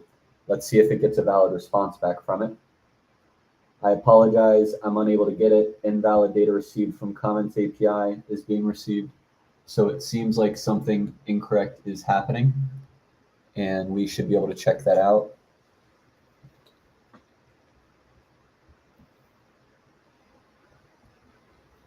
I'm not seeing anything helpful here.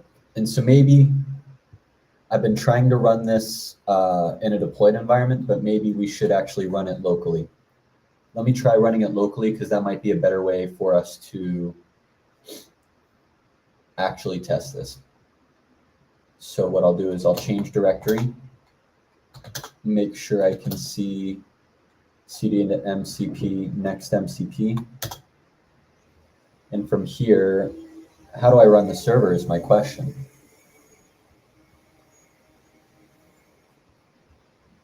This is our chat. Where's MCP? How is this run?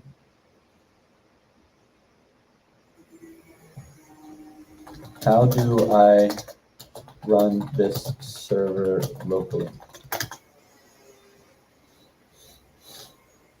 Let's see if I get a good answer for how I can run the server locally.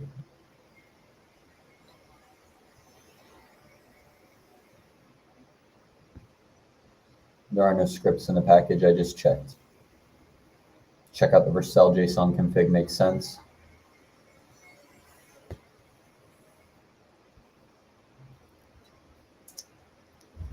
And I guess we're gonna just add a command called Vercel dev. I have an env file. Now we should be able to say pnpmi. Let me make sure that I have all the packages.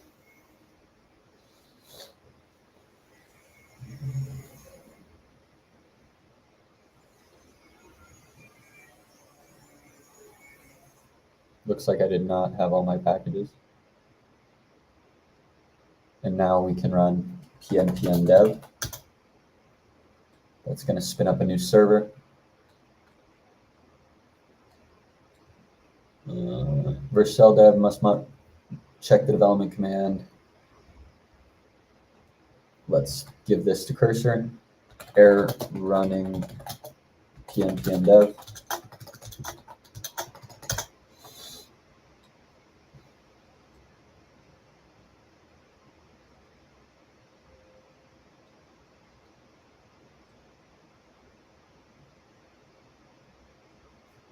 Okay.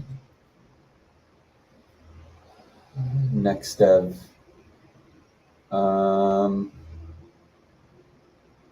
No. You're making too many changes. This already runs well in Vercel. How is Vercel running these server, and how can I do the same locally? I've rejected your changes.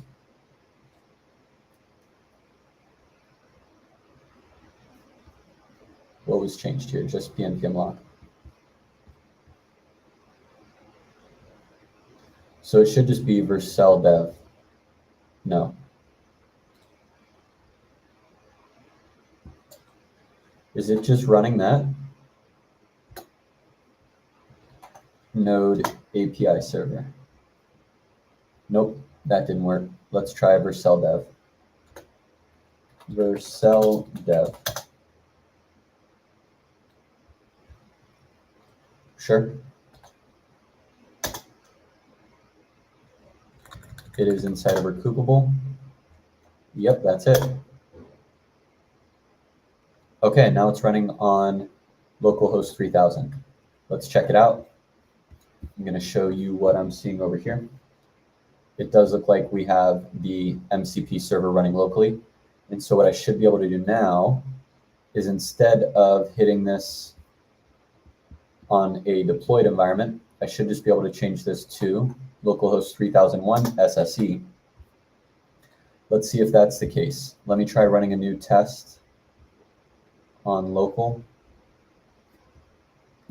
Copy this prompt, which is causing errors.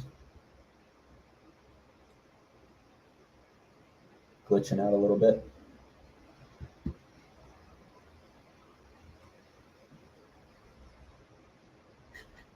Let me check what time my next meeting is to make sure I'm not missing anything. Sit at 1:45. I've got an hour till my first meeting of the day.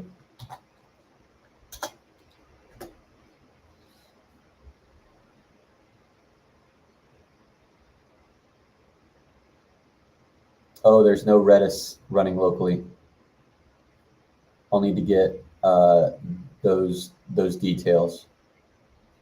That's right. It's gonna definitely throw an error here. So we're getting subscribed to requests. Stuff's getting communicated between the two servers, which is great.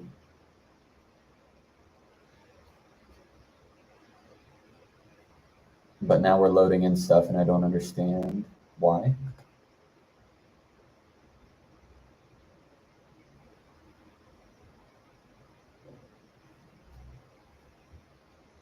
I don't know what happened there, but it did not finish as expected. We do need to pull in our environment variable changes. So let's try that.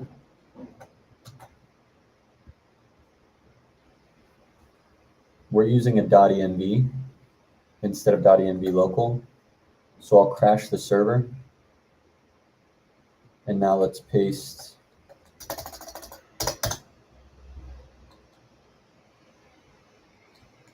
yes, please overwrite it.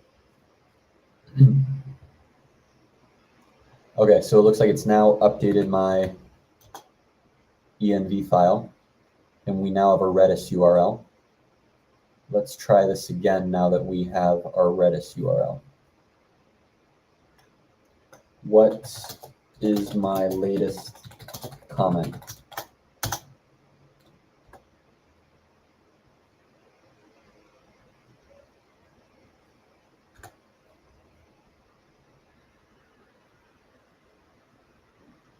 All right, we're now subscribed to requests.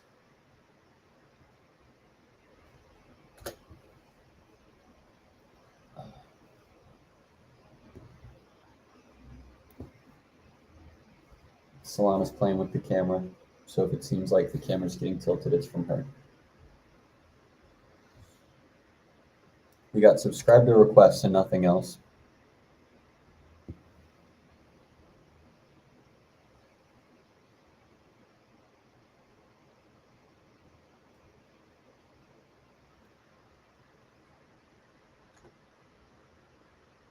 Just sitting here thinking, oh, there we go.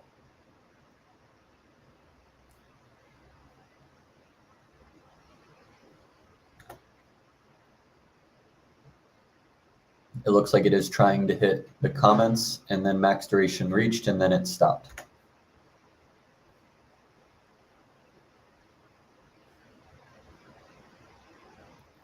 Received a message. Stream is not readable.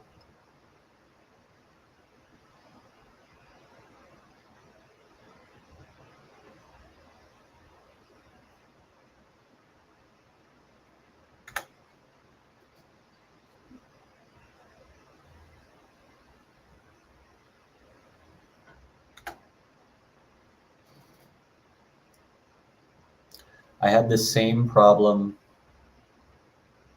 trying to add some of our other tools. So let me try comparing the handlers. Let's start from the top and trace everything down. Let's close everything. Start inside of server. Let's compare posts with comments. Still over here thinking. Random errors that I don't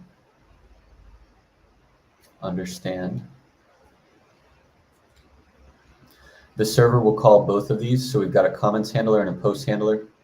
Handle get post takes an artist account ID. This one takes an artist account ID and a post ID. First thing we do, yeah, I don't know why we're adding these logs, because they don't seem to be working.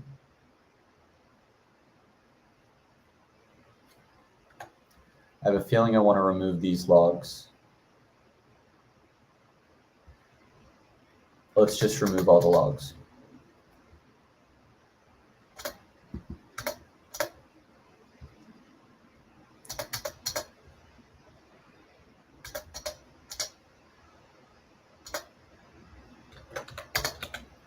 No more logs.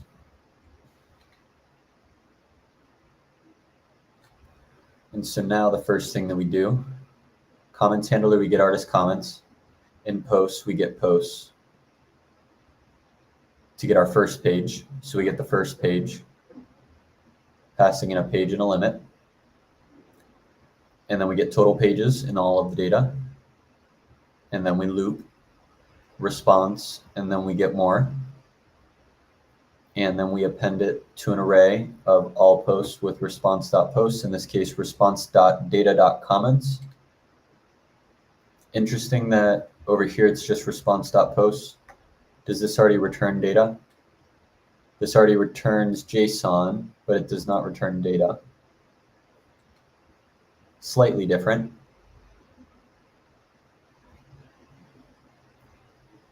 And after that, we map and join with new line and post ID. So there are some slight differences. Let's try crashing the server, start it up again. We just get stuck in thinking over here, which is not what I want.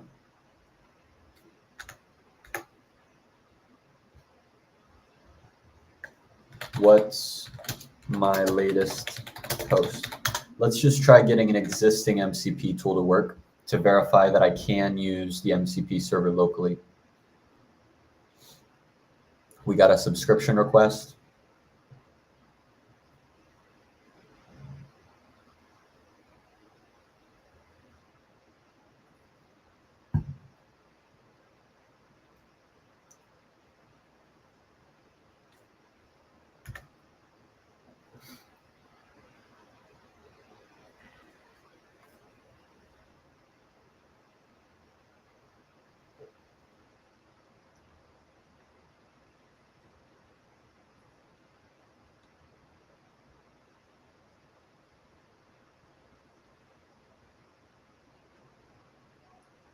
We're still getting these errors. And I think this is where we get stopped, is we don't get any more responses from this. Let's capture all the logs.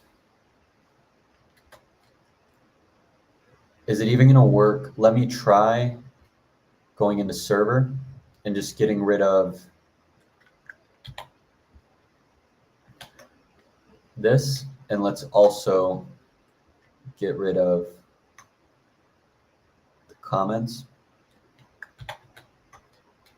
Let's crash both servers. Oh, did it finish? No. Crash this server, restart it. Let's also go into a new chat.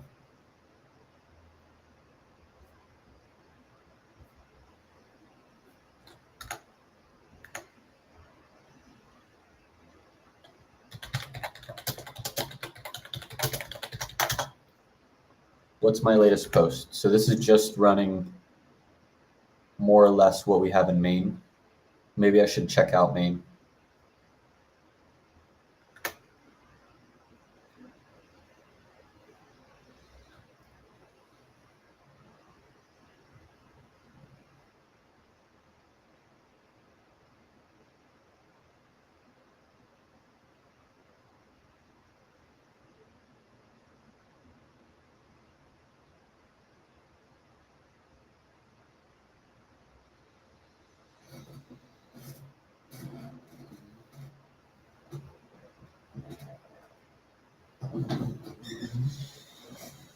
No errors yet. As I say that, the errors come in. And then I don't think we get any response once we see this. Let's copy everything.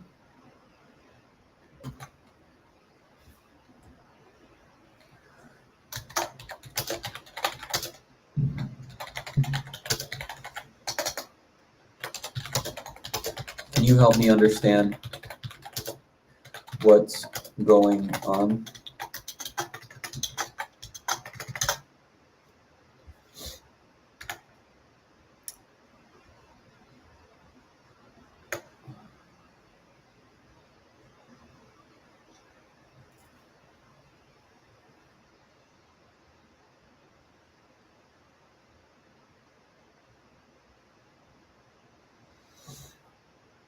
Okay, we were missing a TS config.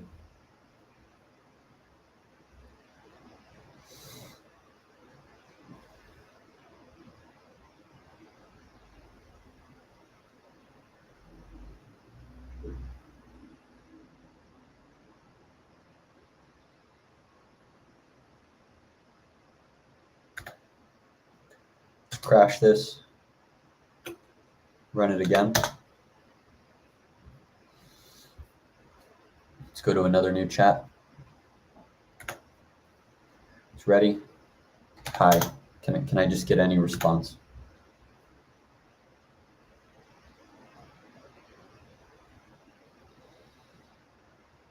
Okay, we got a subscription.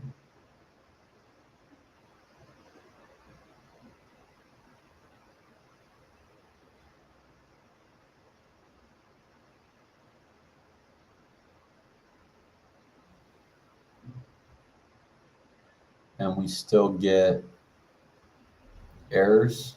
Let's wait till it finishes. Fans and posts. Looks like all TypeScript errors.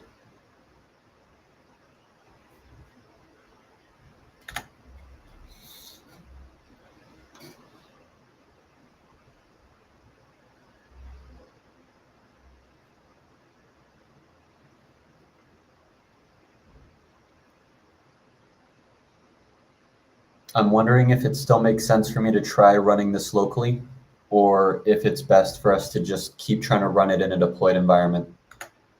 The benefit of running it locally is I get easy access to copy the logs, but that being said, the logs don't seem to be helpful, and it seems to give us different responses locally than it does when we deploy. Can you pull any insights from these logs? If we don't get a clear answer here, I'm going to roll back the latest changes, and we're just going to keep testing in the deployed environment to speed up our ability to iterate.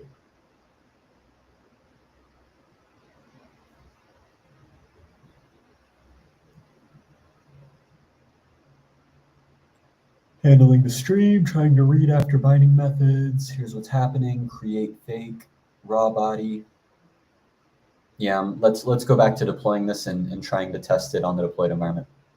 So to do that, I'm going to roll back this change. PNPM lock is fine. Let's actually roll back everything. Let's discard all changes. And so now what I will do is focus over here. Let's undo this change. And let's stop running the server. Close out of this tab. Let's go back to the chat and make a new chat.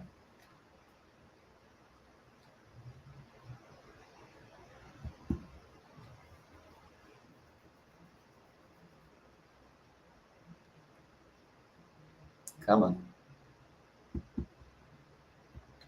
Give me the new chat. There we go. Now if I say hi, what happens? It's compiling. Oh yeah, if I make a change to the server endpoint, it's gonna, okay, it's finished compiling the chat endpoint. Hopefully it goes through a reasoning step. It is taking me back home. Let's try this again, just a simple hi.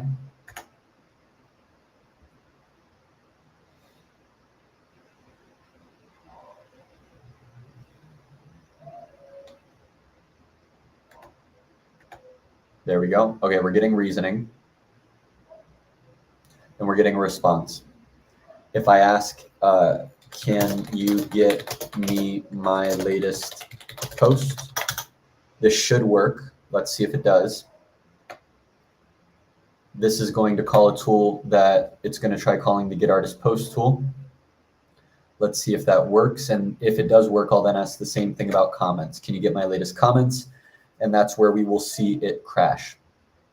If it crashes, I'll tell, we'll vibe code out, hey, the posts work. We get an error for the comments. So help me match these handlers so that they work in a similar way. You have quite an extensive collection of posts. Cool. Can you get my latest comment? This time we should see it say it's going to try to use the get artist comments tool.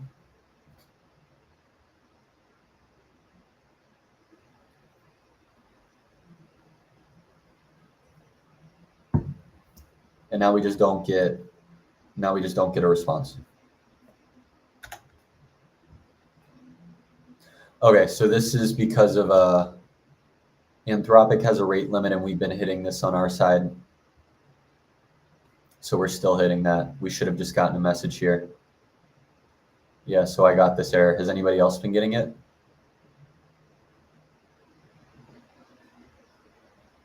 Me. Looks like I'm the only one chatting. So that's fine. I mean, it's not fine. Is this going to block me?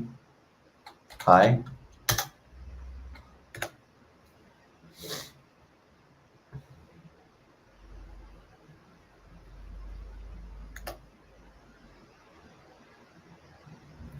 We can only process 40,000 tokens per minute.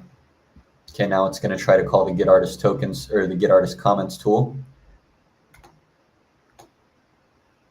I expect it to say that that fails, but let's see if it actually does.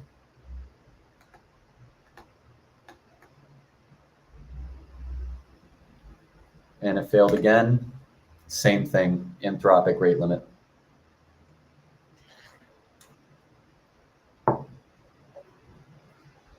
Please reduce the prompt length or the maximum tokens requested, or try again later. You can also contact sales for an increase in your rate limit.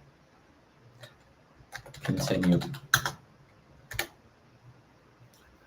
All right, so it seems like we are hitting our limit for Anthropic. And so maybe this has been a recurring error in the chat, is that Anthropic has a limit. Now I'm not even getting proceed. Is it just going to keep telling me that we have this Anthropic rate limit?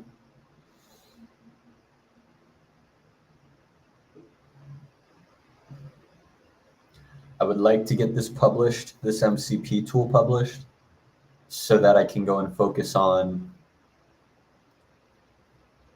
I'm going to go to a new chat, get my latest comment.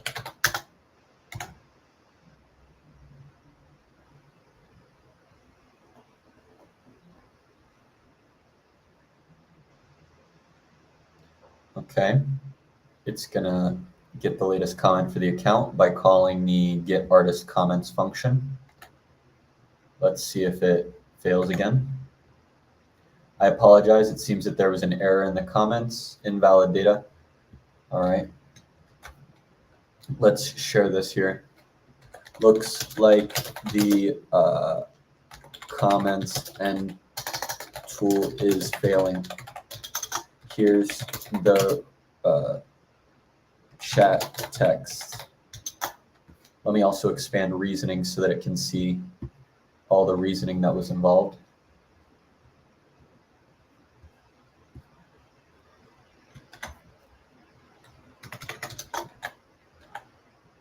What did I just do? What am I doing?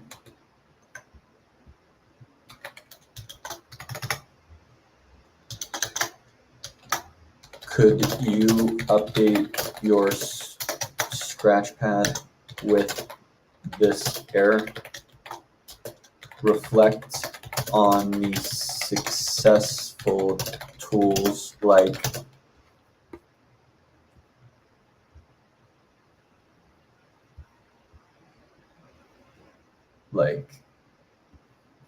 fans and to plan a fix. Let's give it some time to reflect. And once it reflects, let's see what it thinks it can fix. And once we're on the same page about what it can fix, let's do another iteration, push the changes, and try the tool again.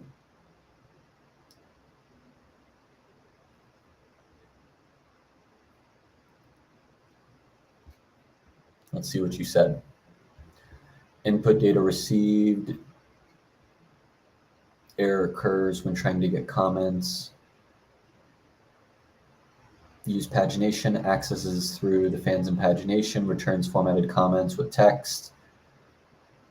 Differs, we're trying to destructure response.data, might be a mismatch in API response.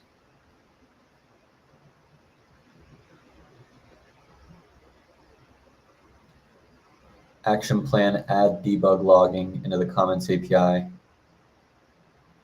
Update the handler to match the working pattern. Yeah, that sounds right. Total pages, this change doesn't matter. This is the same thing being moved.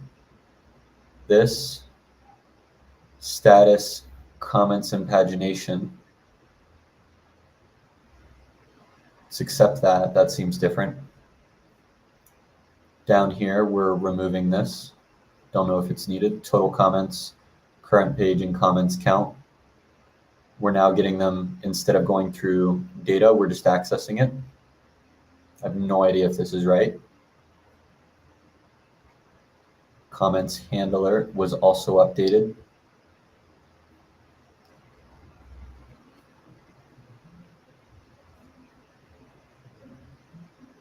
It's doing some drastic rewrites in our handler.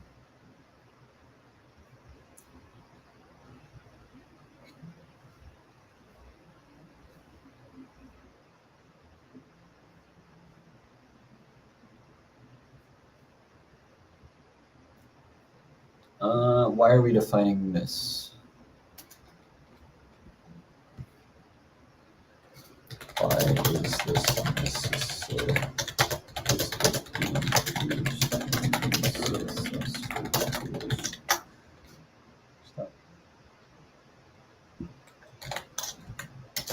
please follow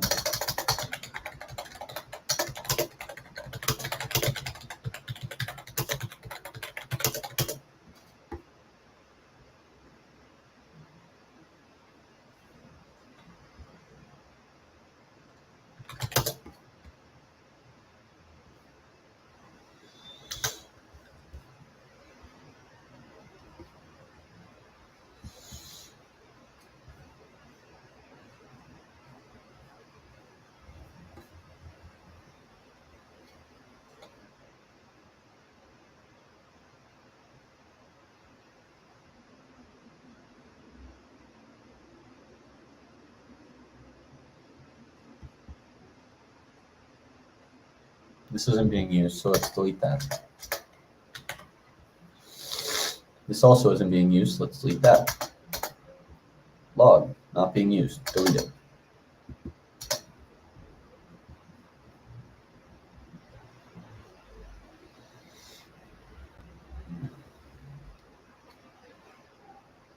We have fixed all the errors in here. Comment handler, what's been changed? Let's get rid of this, that's long. Types was added, this shouldn't be used, let's remove it. Comments, let's open up the file. This isn't being used.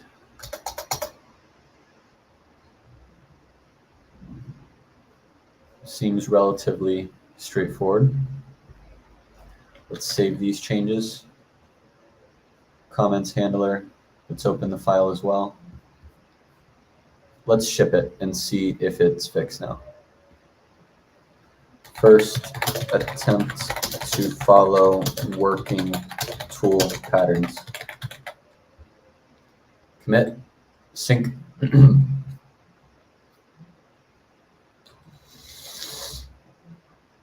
Okay, and now let's wait for that deployment to go through. And once it does, we'll try our local test again. It's a very quick build. It's only like less than 20 seconds. Okay, it's ready. Let's make a new chat and try the exact same test. New chat. We've got a new chat. We try it again. And now we wait with our fingers crossed.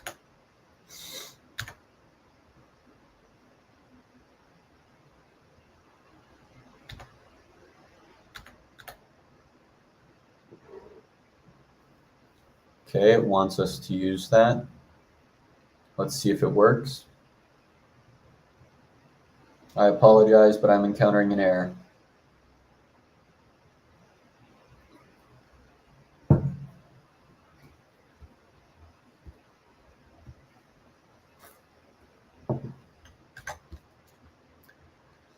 Still getting an error in chat.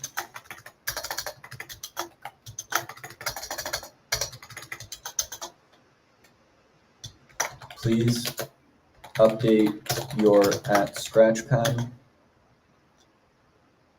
with specific references to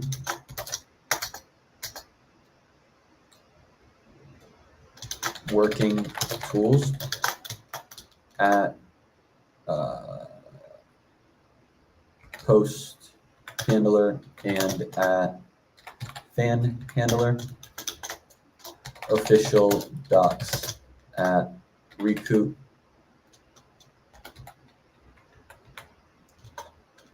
and specifically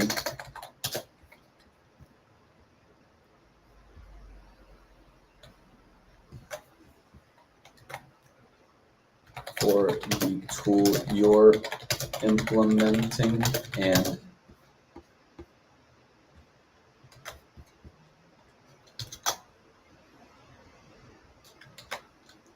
for fans and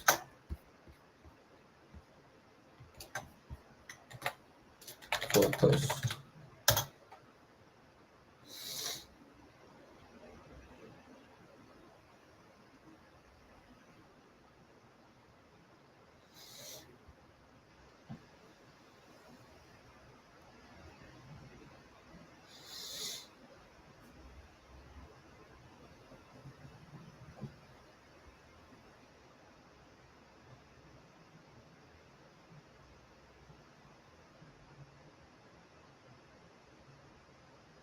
The question in my mind is, what is the difference between posts, fans, and comments, which is causing the new comments tool to fail? What is the difference between posts, fans, and comments API/tools causing comments to fail while posts and fans succeed?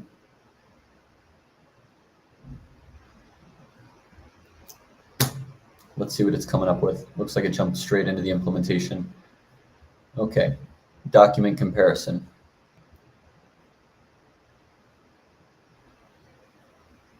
Okay, so one difference is we have a nested data object here. They do not for posts.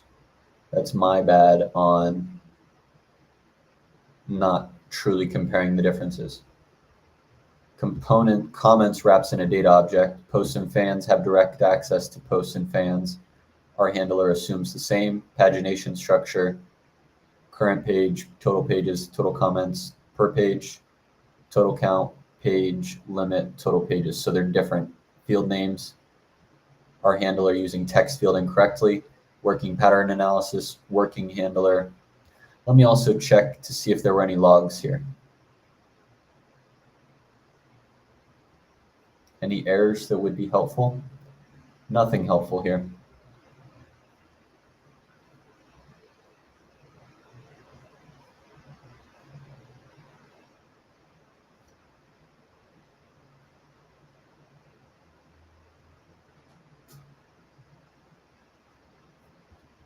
Yeah, it's not helpful.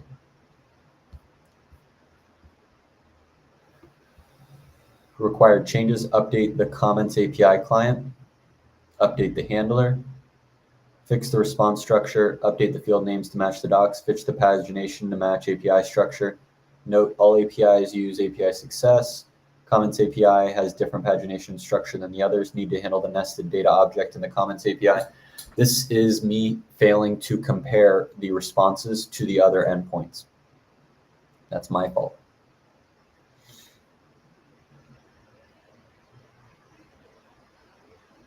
Okay.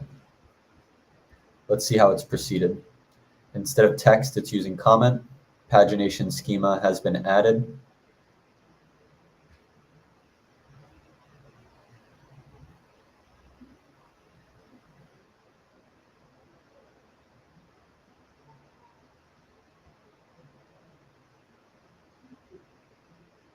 I wonder what our API URL is. We pass in an account ID and a page and a limit. Yep, there's no authorization. I don't like that we've added logs. Where's log even coming from? Oh, there it is. Whatever, you can have your logs.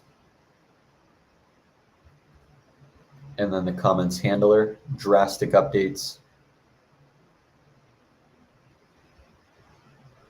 Drastic updates here inside of our loop. And then we get the info and return it.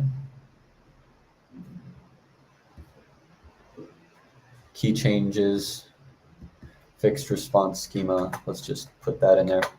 Comment it and push it. Should take about 15 seconds for these changes to go live, and then I will test again locally. We come back here.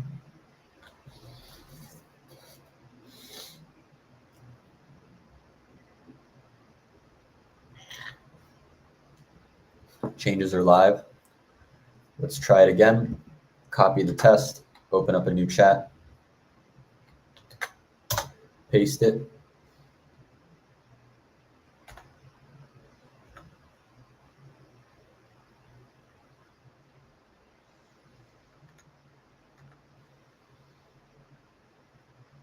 Yep, it's going to try to get the latest comments, and it's still getting an error. Are we getting any logs? They're helpful, most likely not, because we have yet to get any logs that are helpful.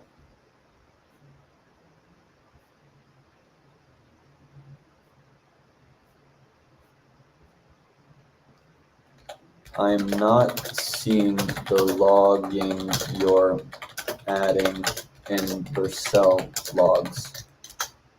Vercel logs look like this.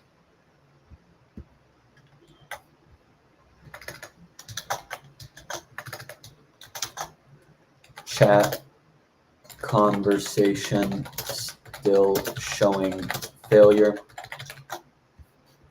If the logs don't work, they should be removed.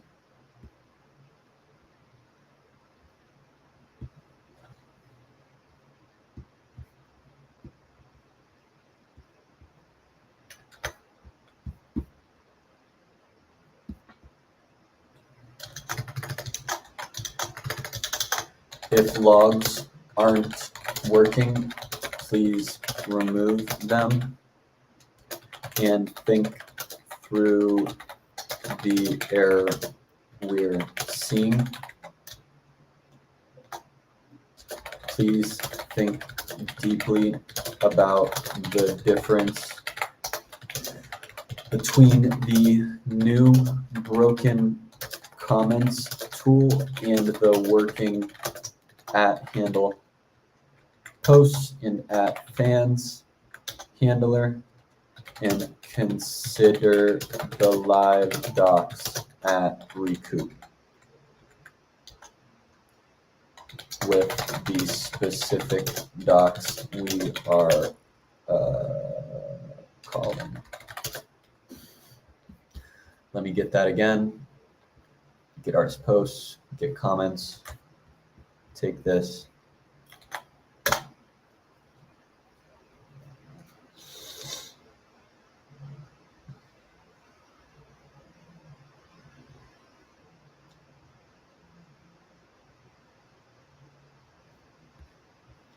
Looking at the working handlers, our broken comments, implementation, critical differences. Working handlers pass an object with name parameters. Our comments handler passes individual arguments. Working handlers use the limit parameter. Our comments implementation hard codes limit of 10. Working handlers expect direct access to arrays. Our comment handler expects a nested data structure, which may be wrong.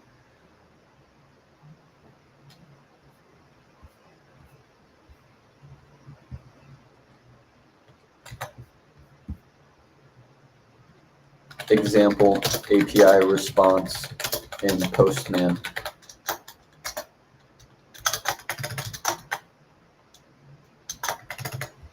And I'm also going to give it get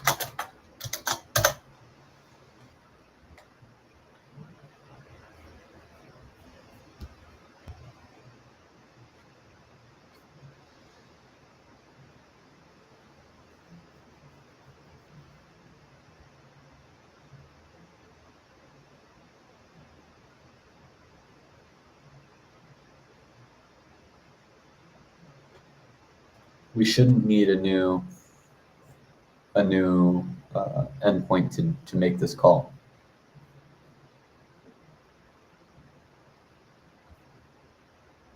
Whoops, wrong chat. Whoops. AC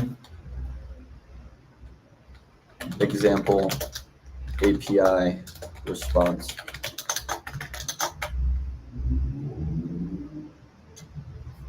Seems like I lost it.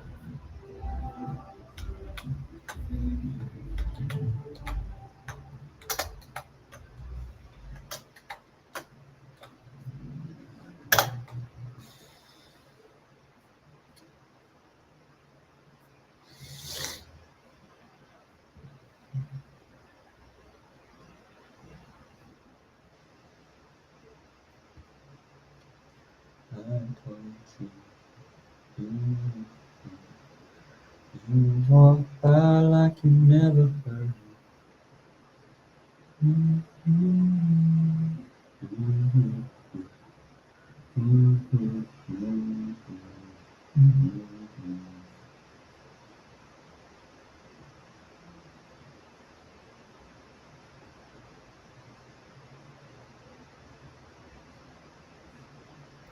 You walk by like you never heard.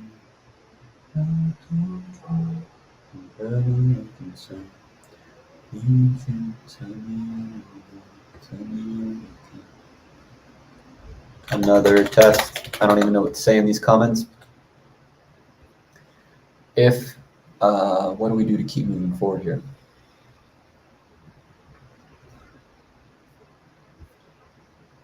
We pushed. Let's see if it is successful.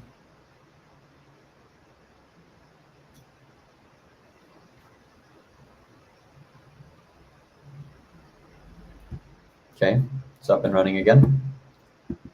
Let's make a new chat and let's send our message and let's cross our fingers that we make progress and actually can see.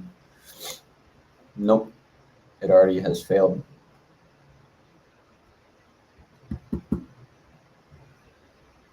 Take me to a new chat, please.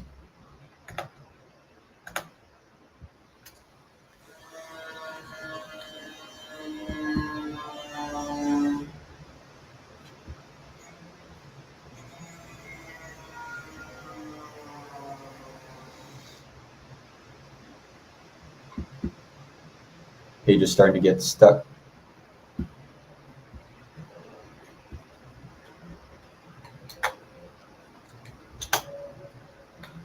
Trying it again.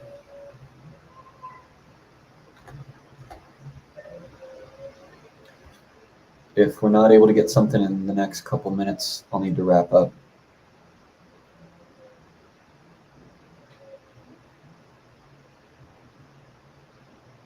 Let me contact the team. So it's going to try to contact the team. Looks like we're having a glitch here jumping between two different combos. Should have just gotten it here. New team contact. Yep. Anybody else but me.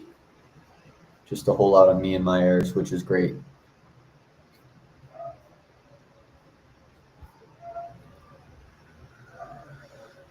Still failing. Part of this might be because our formats are different on the API, and that's creating some difference. Another thing might be why are these failing? How do I standardize it? Let's check out these docs so we can see the response format has status, posts, and pagination. For comments, we have status, data. And so everything's getting nested inside of data, which is making it a little bit off.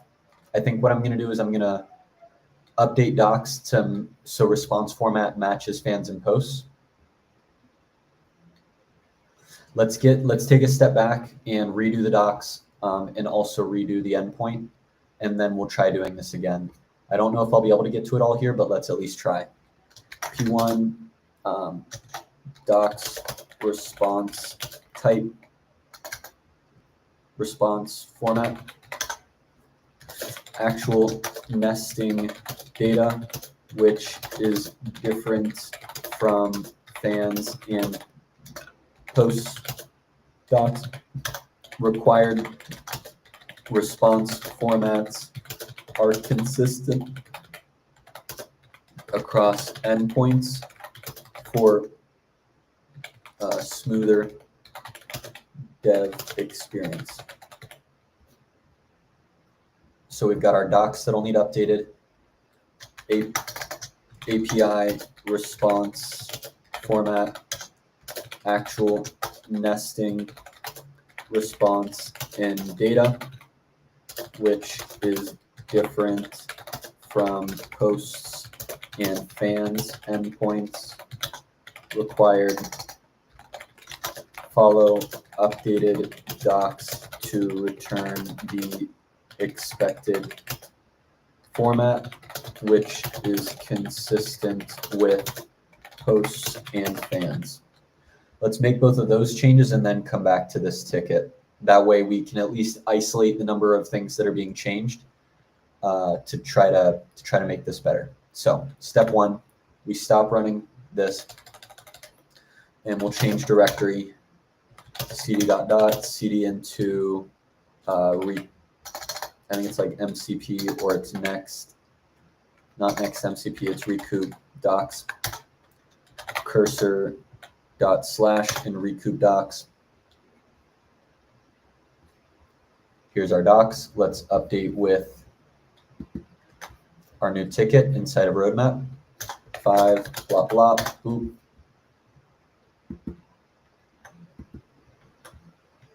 Copy it all, paste it, delete the empty line, save it, tell you to, why didn't you tab? Please prepare your @scratchpad for step 5. Let's stop this and make sure we're specifying comments, docs. Send it again. While it's doing that, I'm going to check out the branch by going over to Git, check out to this new branch, publish the branch. And now let's pull from main.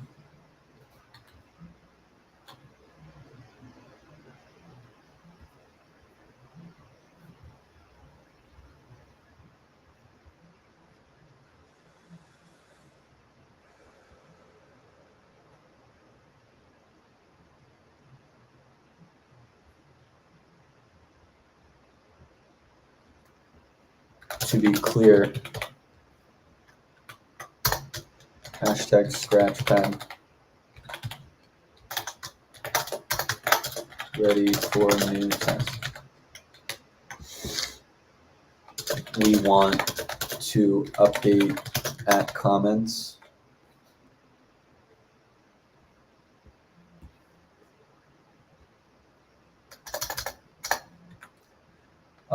to remove the nested data in the response matching posts and fans. Update your scratchpad.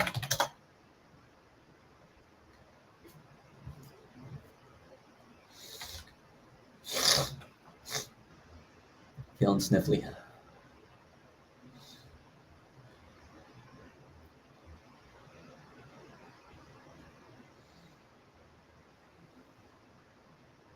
Slow is smooth, smooth is fast.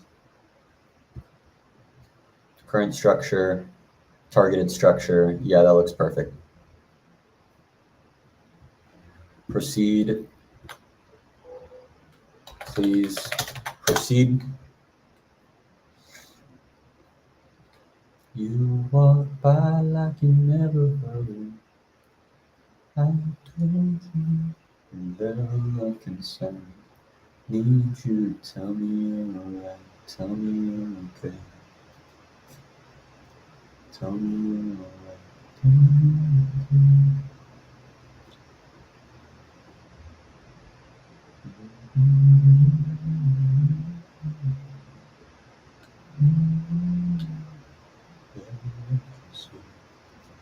I think I'm going to start from scratch on the MCP implementation and give it more preparation of these work. Here's the new API endpoint. Study these thoroughly, build an implementation plan, and then let's start from scratch on it, because it seems like we're hiking towards a false peak, and I want to make sure we're not doing that. Simple change. Remove the nesting. Also down here, remove the nesting. In all of our table, we're just removing the nesting. It looks way better without the nesting. Is that it? That's the whole thing? No, that's it. I just wanted you to update those docs real quick. No other changes required. Let's add our X, call it done, paste, add this in, commit it, and push it. I hope I didn't push straight to prod. Yep. Let's go. Recoupable is not correct. It's now inside of Sweetman Tech. I believe it's recoup docs, if I remember correctly. That was correct. Should be auto prompting me for, there it is. Create the pull request. Let's share inside of Slack. Hashtag recoup.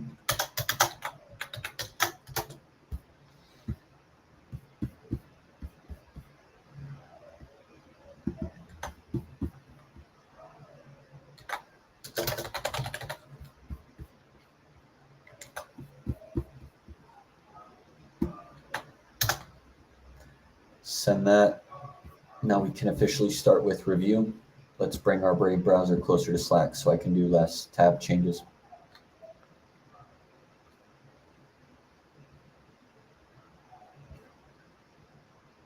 Change to a flatter structure. All we did was remove the nested data.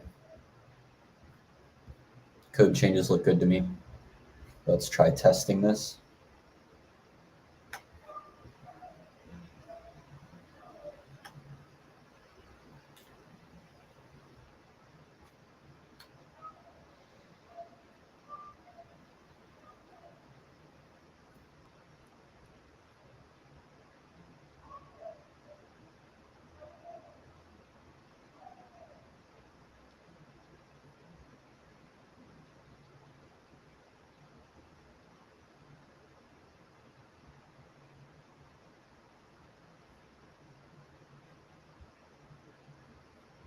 Comments over here is still showing nested data. Once this deployment finishes, we should see that updated structure. Looks like it just finished, so I can refresh. Now it's much flatter.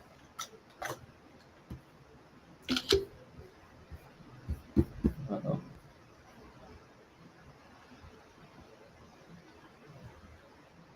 I don't understand what's going on.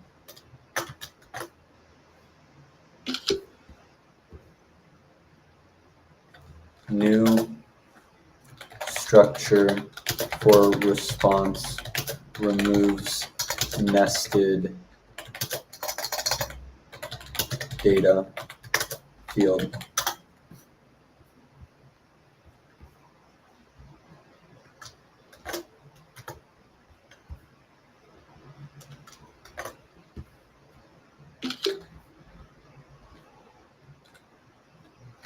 More consistent with other docs. We got status, and then instead of posts, we have comments, and then we have pagination with total count, page, limit, and total pages. Seems much more consistent. I didn't add a test here link, so let me let everybody know where you can test. Test here.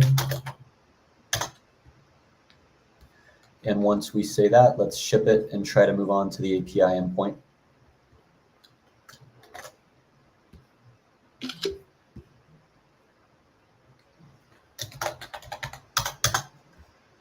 Shipped it, add the little ship emoji. And now let's move on to our next ticket. We've updated the docs again. Let's move all of our completed tickets down to the bottom. Just keep me a little bit more organized. Now we want the API response format. So let's close out of the docs. Docs, goodbye. Here's the agent APIs. Let's go back into roadmap and find wherever our Brave browser is. API response format, 67.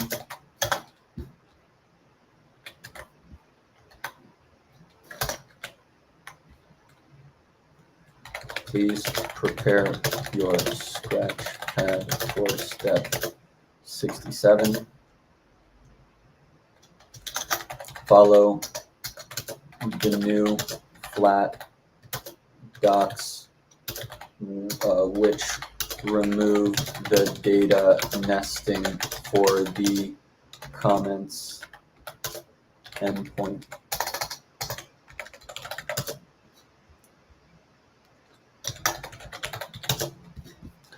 Let me get that reference in the docs by going to recoupdocs.vercel.app. Let's get started and let's verify that comments has been updated with the new flat structure. It's already been updated. Expected response format. I can just copy this.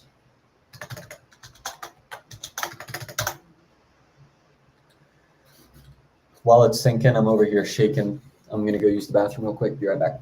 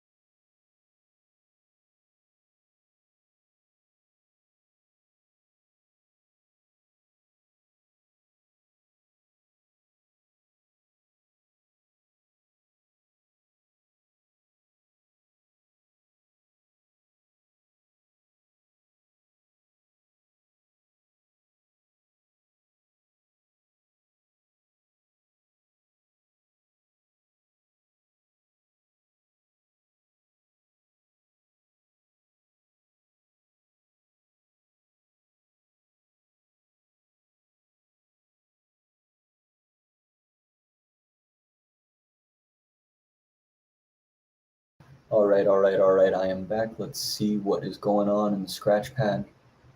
Let's delete everything up here, accept the changes. The comments API endpoints needs to be updated. Let me just have it proceed. Review the, yeah, definitely review.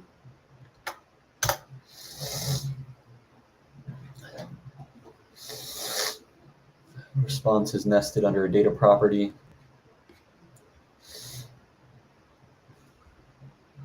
Yep, this looks great.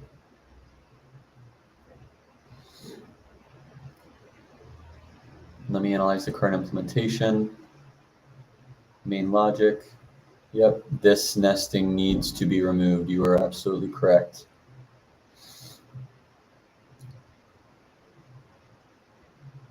Proceed with implementing those changes.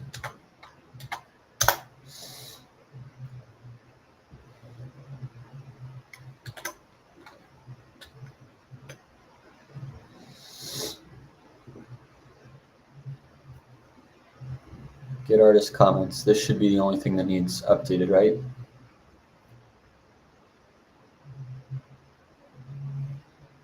Lots of changes.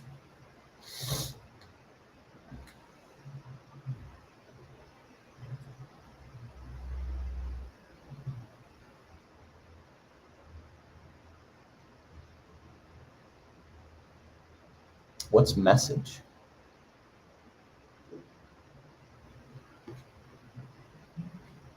Now let's update the error handling in the controller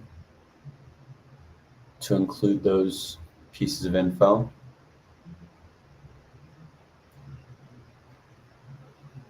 Interesting.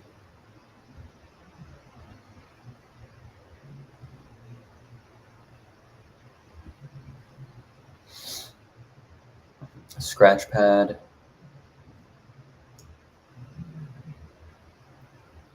Huh.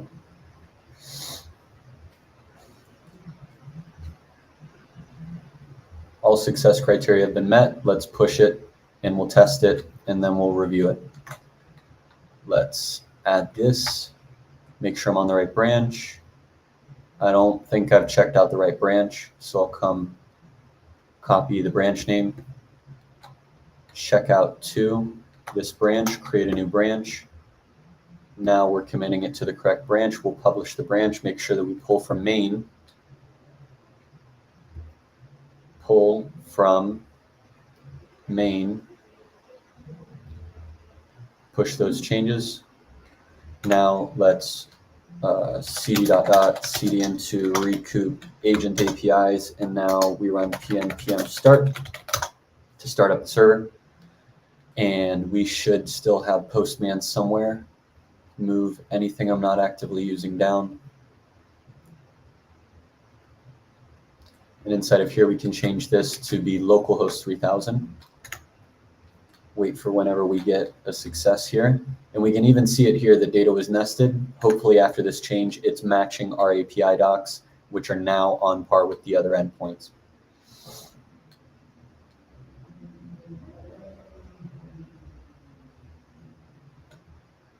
It might just be too much data, to be honest. Okay, we're listening. Send the request to localhost. We can see we're getting a whole bunch of logs.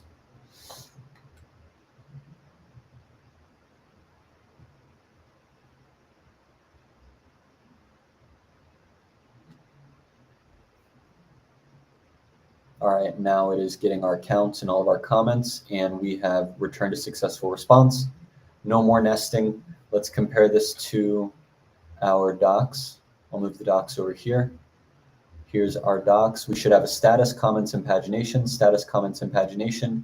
Each pagination should have total count, page limit, and total pages. Total count, page limit, and total pages. Does that match fans? Pagination response has total count, page limit, and total pages. Total count, page limit, and total pages. Let's verify each of the comments. The comments should be an object with ID, post ID, social ID, comment, and commented at. This matches our docs. I'm happy with this. Let's open up a pull request and keep moving with recoupable / recoup agent APIs. We should have a pull request being prompted. We can compare this and open up a pull request. Create the pull request. Let's share this inside of Slack. Hashtag recoup.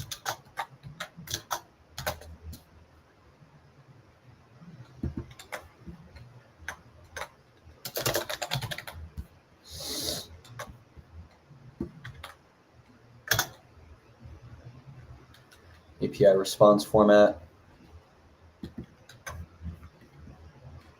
Test locally.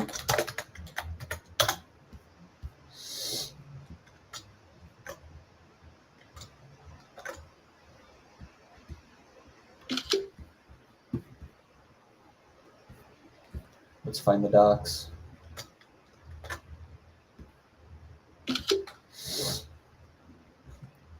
Response matches new docs. Let's review the code, make sure that nothing looks out of place in here. I've only got 5 minutes till my next meeting, so I'm sure what's going to happen is Sid will hop in here while I'm streaming. I'll wrap up one stream and immediately start another, as per the usual. Comments, total count, total pages. Looks great.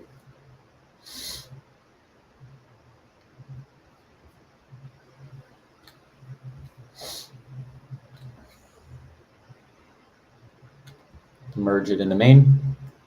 Once this merge goes through, let's verify that it's working correctly. And now we are finally back onto our previous step, which we will start from square one. Deploy to DigitalOcean. Let's see if we can monitor this.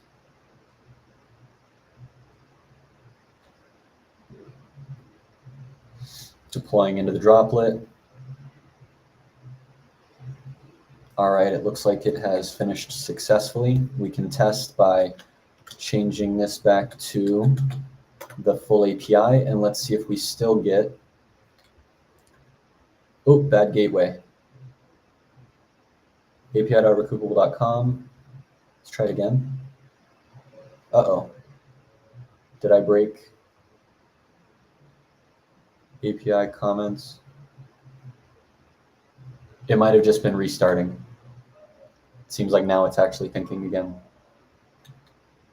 And now we got our comments, no more data being nested. We have it all there. So it seems like did I post about this in over here? I did not. Let's go back to the pull request. Come into the pull request.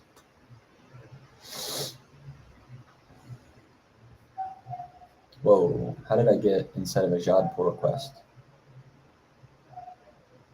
Oh, I've already shipped it. It's going to be in the close.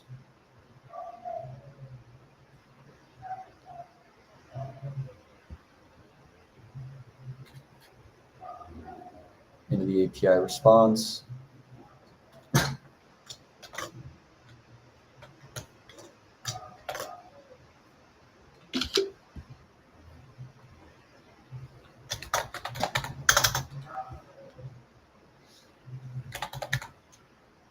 Send out that shipment. Okay, this has been updated. Let's reorganize our board because I'm likely not going to get anything else done. So what I'm going to do is let's get rid of this. Is already done. Just going to clean up. Recoup chat will need next MCP. This is the important one. And so what I would like to do is first let's crash the server, cd ... cd into next MCP. And now let's get status, git checkout main, git branch -b, and now let's delete that branch.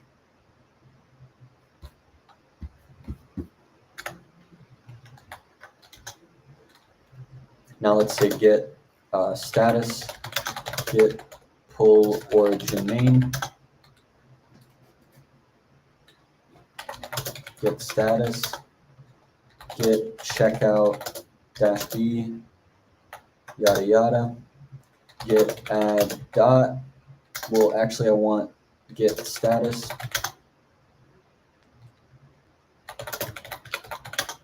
git status. I need to add those things to my git ignore. So let's go into git ignore, scratchpad, cursor,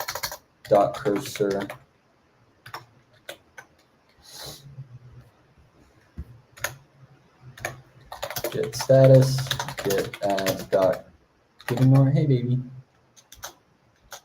Git commit /n I ignore scratchpad and rules. Git push origin this -f. Let's force these new changes to overwrite our previous changes. And from here we should be ready to start again. Let's open up a brand new chat inside of next MCP and say, please prepare. Let me find a roadmap. Your scratchpad for step 4. Review the docs at recoup. Specifically, this doc. Also review at handle posts and at fan handle to mimic existing working tools. Looks like Sid should be jumping in any second. It's now time to start. Hi, my little girl. You've been sleepy. You've been sleepy.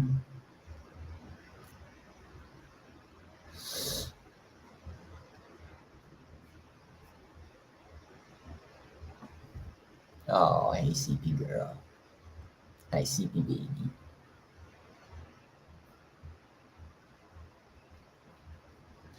Scratchpad looks like it was updated. I'm going to delete all these notes, except the file.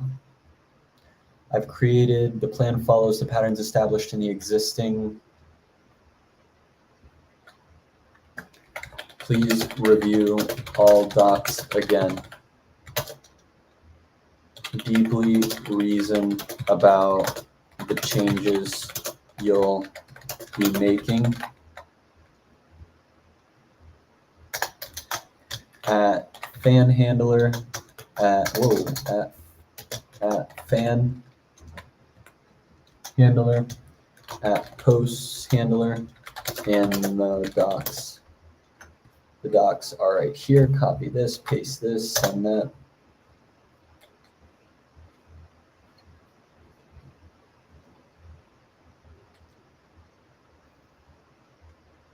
Define a clear implementation plan in your @scratchpad. Yeah, that's what I wanted you to do. Update the scratchpad with more concrete details that you're going to be following.